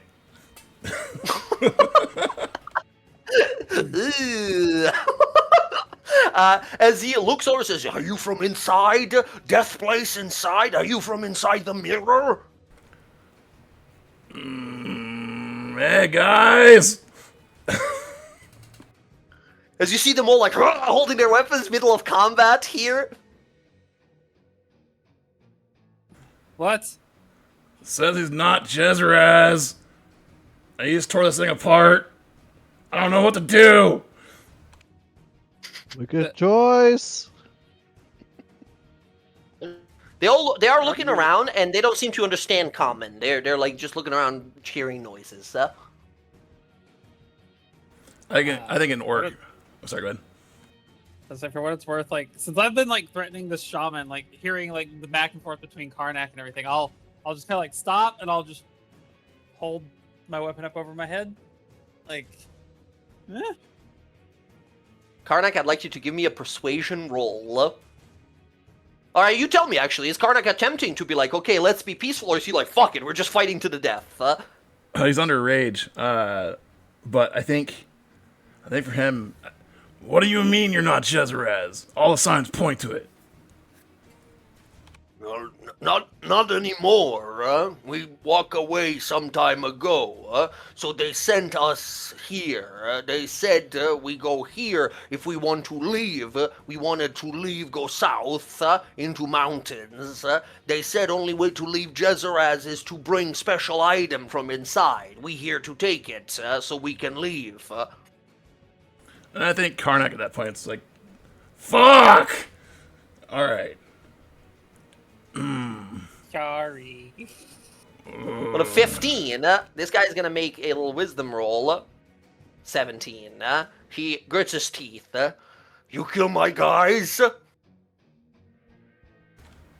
Thought you were Jezeraz. Gritting his teeth, the other head looks over and says, hold on. They killed too many guys. We shouldn't fight. The other guy, gritting his teeth. If you want to go down, I'll take you down. I want to fight. The other head says, no fight. The first head, fight. As he starts I think going Karnak's going forward, to punch the other head.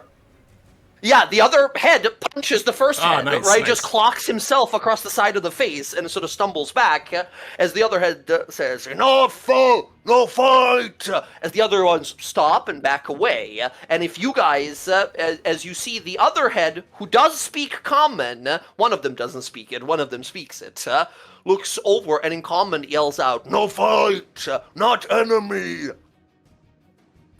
Guys. And you see the other... these trollkin begin to lower their weapons, and as long as you guys lower them as well, the combat ends here. Air, you got like a vine wrapped almost around you as this shaman is like holding her hand out to try and throw you away again.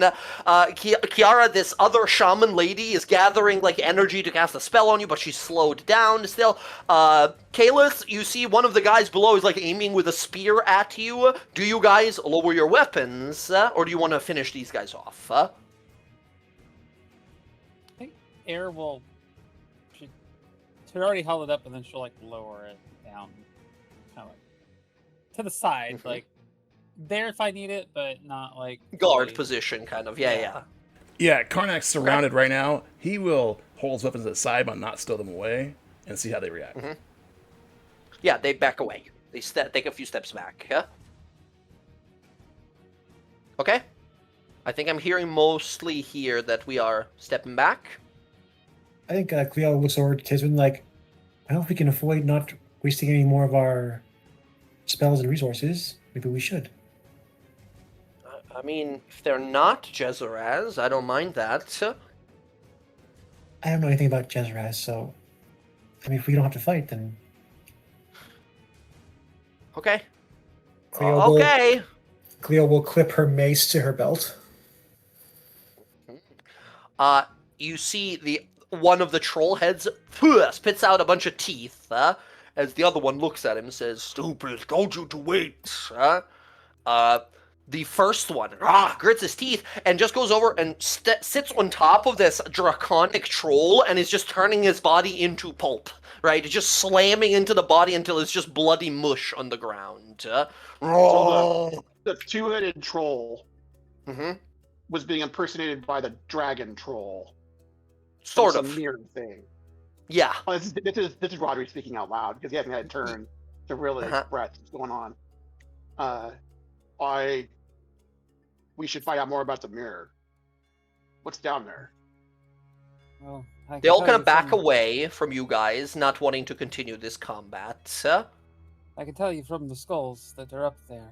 The necromancer has moved in here.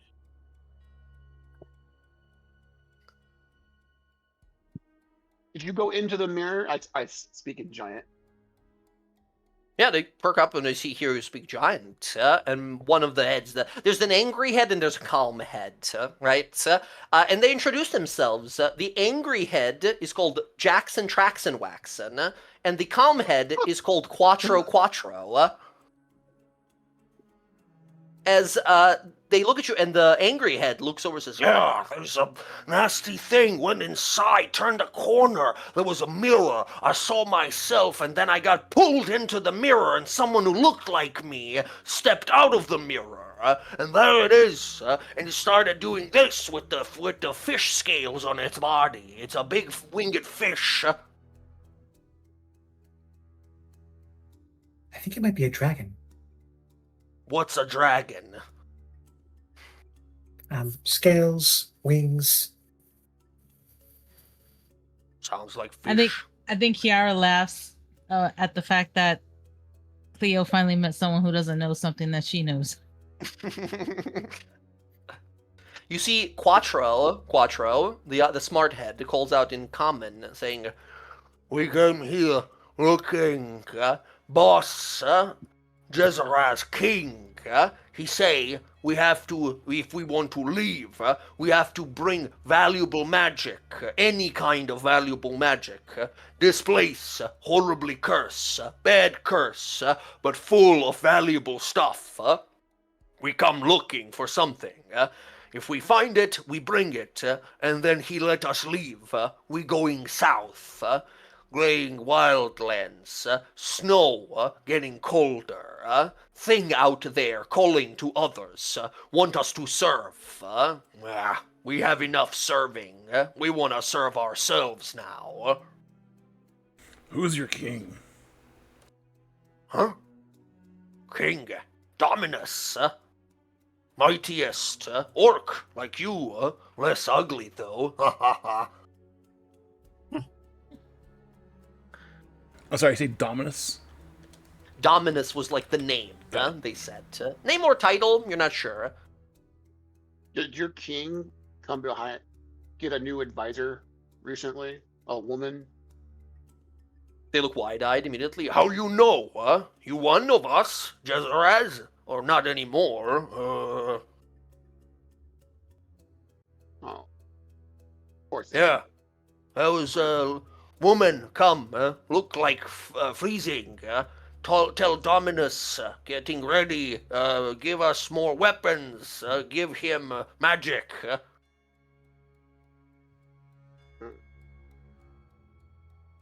I'm not surprised.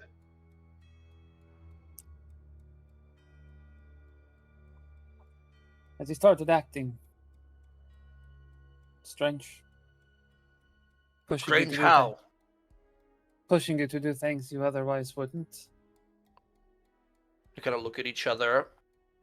Not new things, just more of old things. More raiding, more attacks, gather more food, gather more weapons.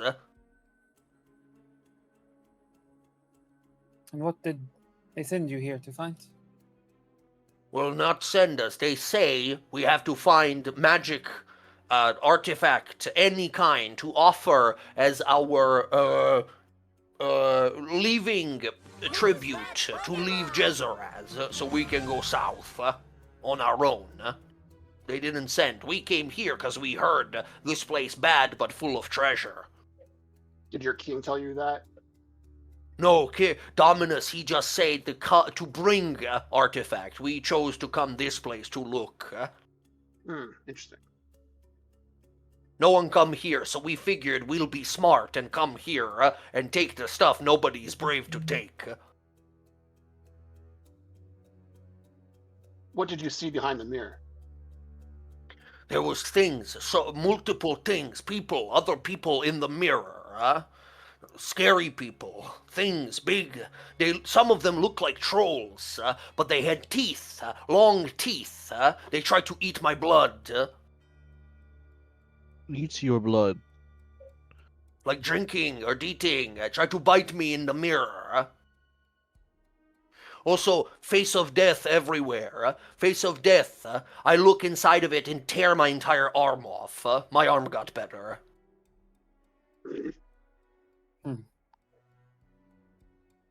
That's disturbing. Oh, also, big puppet. Big puppet made of stone and iron. Huge. Start screaming at me when I start running away. Punch my head off. My head got better. Which one? Puppet? Points over at the angry head. Jackson Waxon Traxon.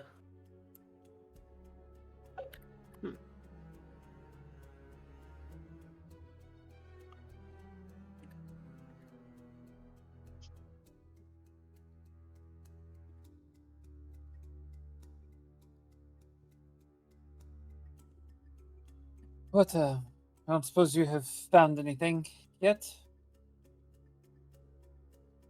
Artifacts, otherwise? Couldn't. Me and 4 other trollkin, we went inside. They all die. Things on the bridge come alive. Look like stone bat people. And they come alive, and they pick us off and throw us off bridge.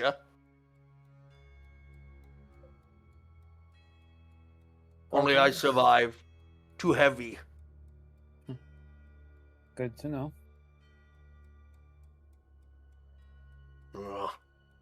We don't want to fight. We no fight you for no reason, huh? You let us go, we no cause problem for you, huh? Maybe you have magic? Maybe you have artifact to give? If you do, we owe you big favor, huh?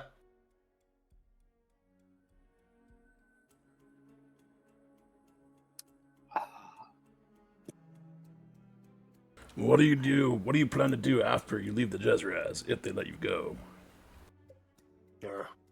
Go south, big mountains, kill sheep, kill cow. Avoid people? Eat. People don't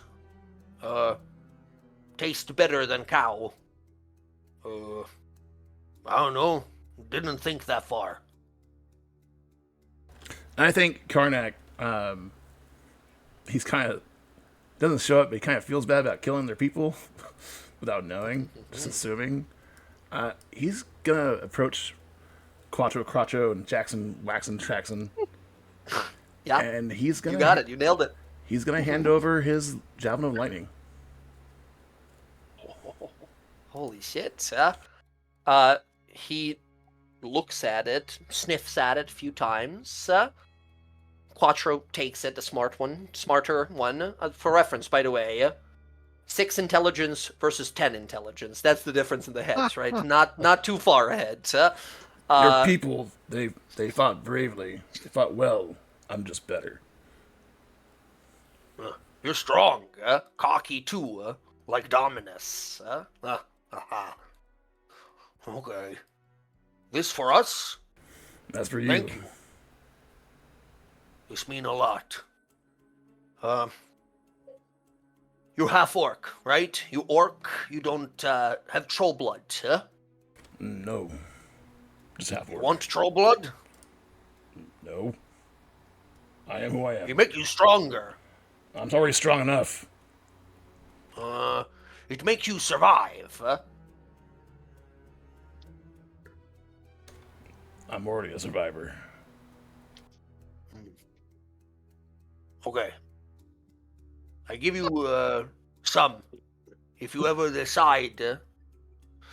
He reaches.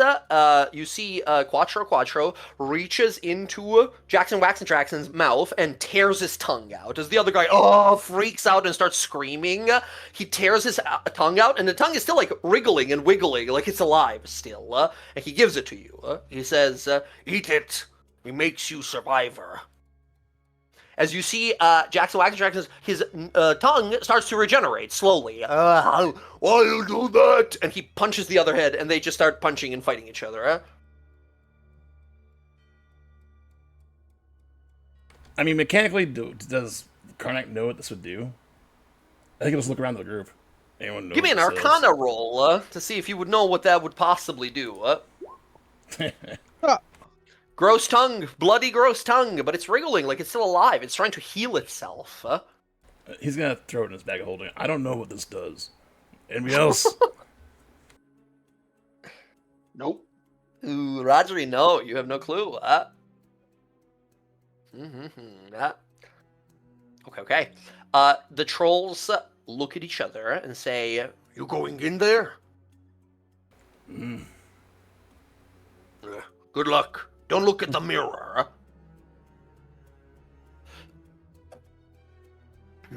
We leave. Good fighting. Wait, what does this do? Huh? What does this do? The tongue. It's got troll blood. It make you strong like troll.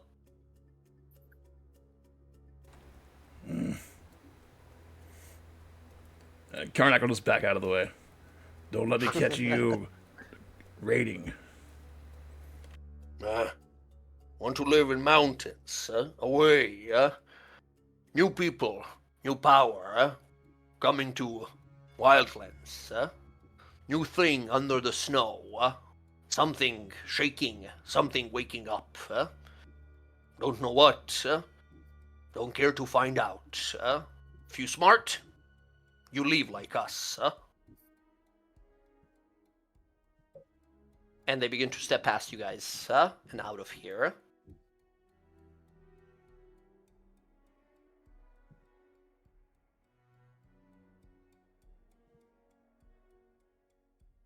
So, As you guys are left there at the entrance. if Rodri were to cook that, do you think we would all get the power to regenerate? That would be kind of neat. I have no idea. You want to give it a shot?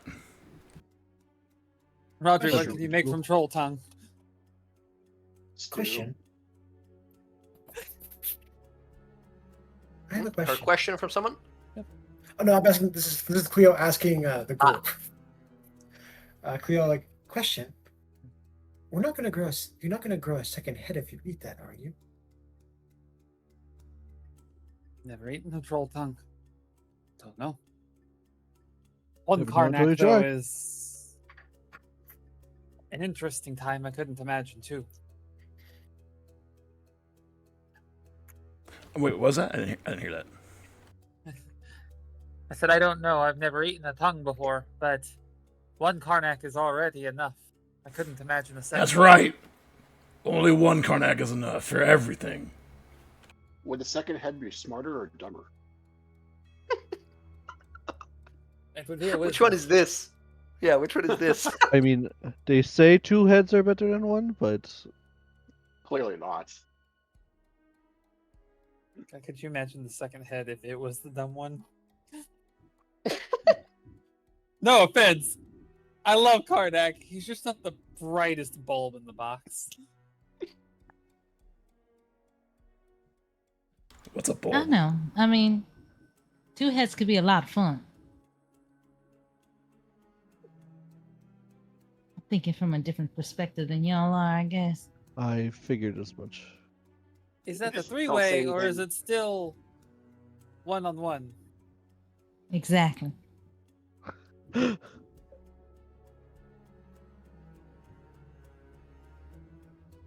It's not cheating if they're attached to the same body. Very true. And we don't it doesn't cheat anyway. I Is don't that how think it works? I mean, that's how I see it. I don't think you should eat that anyway. I don't think it. Maybe there's some like apothecary that you can give that the tongue to. Maybe they can make you some kind of potion. I don't know about it either. I do want to ask about it. I don't know anything about it. So are we going in there to face whatever the hell's in that mirror? Oh, you need to be wary about doppelgangers. What was that earlier about safe words? Oh yeah, today's inspirational speech, safe words. There we go. Jay just put his head in his Now, this hands. would- I love it. It's this would be a almost as perfect- if it's almost as if I already knew we were going to be dealing with something like this, and we would need safe words.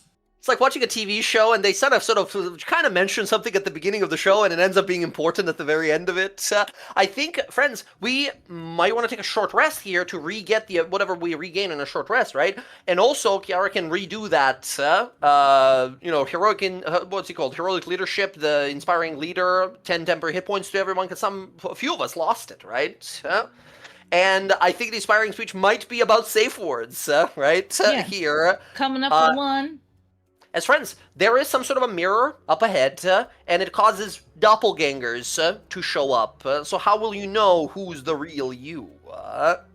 And I think, if that's Safe right with you words. guys here, safe words, exactly. Very important.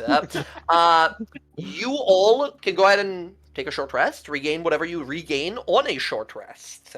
And I think that's where we're going to end the session here for tonight, gang. As we stand in front of this ominous, horrible, corrupted temple of the Archheart, Friends, how are we all looking for next week? Is everyone available? Good. Yeah. Yep. Sunday? Yeah. I'm good on the 19th. Good stuff. Everyone, go ahead and take that short rest, regain everything, Sure. which, by the way, fantastic now. Our wizard gets some spell slots back. Our bard gets all the bardic inspirations back. Karnak gets some of those key points back, or focus points, as they're now called. Air, I don't actually know if you get anything. I don't think so. I think you're a paladin-like long rest kind of a class. I think at least. The only thing I get back was the one change you made to the Invoke Authority, where it recoups just like a Paladin's. On a short rest as well. Yeah. But you didn't use it this time, so yeah. Correct. It's fine. And Kalis, you're a rogue. You don't get shit. Yeah. Nope. Your only resource is hit points. Dude, that's like me when I was on Roxy. You guys Hey, like, we I need mean, to But that's rest. a good thing, though. At the same Some time, people are like, I don't need to. It's the comparison of like high cortisol gaming. You're playing a sorcerer and doing 3 different kinds of math, and then low cortisol is the rogue, just arms crossed behind his back, just chilling. I make an attack. Oh yeah, sneak attack. That's my turn. Yeah. yeah. All right, friends. Today was my official last Sunday working. Nice. Awesome. Now I was going to ask you about that later. Saturday. Yeah, I have Saturday, Sunday off now. Hell yeah. Awesome. Good times. Congrats. All right, friends. Thank you all so much for gaming, as always. Lovely hanging out, as always. Super glad to be back. Let's try for the Thursday, yeah? Right? We'll see how we're all feeling on Thursday. I'll let you guys know. I'm going to try to be there on time. God, please let my internet be okay, yeah? We're planning to do it. If my internet fucks me, I'm really sorry for the inconvenience, everyone. But I'm going to try my best. Okay. Y'all, have a great week. Peace out, and good night or morning from me over here in Europa. Everyone, have a good one. GG's. Have a good night. See ya.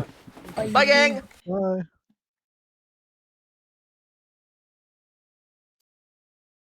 Blah, blah, blah, blah, blah. Okay, that was our Graying Wildlands campaign. Thanks for hanging out. Appreciate it. Hope everyone had a good weekend and has a great week. We'll be back Thursday, I hope, to finish up our other campaign, or do another session of our campaign. It's been on hiatus because our DM's internet sucks on Thursdays. But I'm just going to end it here after spawn. And yeah, we'll be back Thursday and Sunday. Have a lovely, lovely week. Let's see what the spawn is, and we'll head out.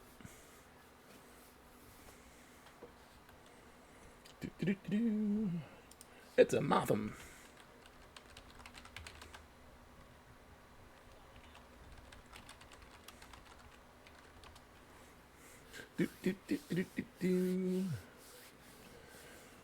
Oh man.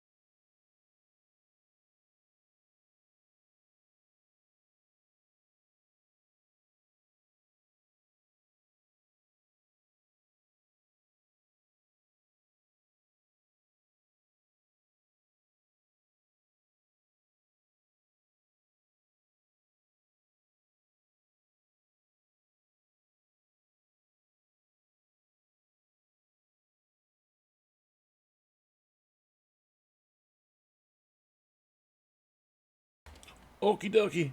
Have a great night, everybody.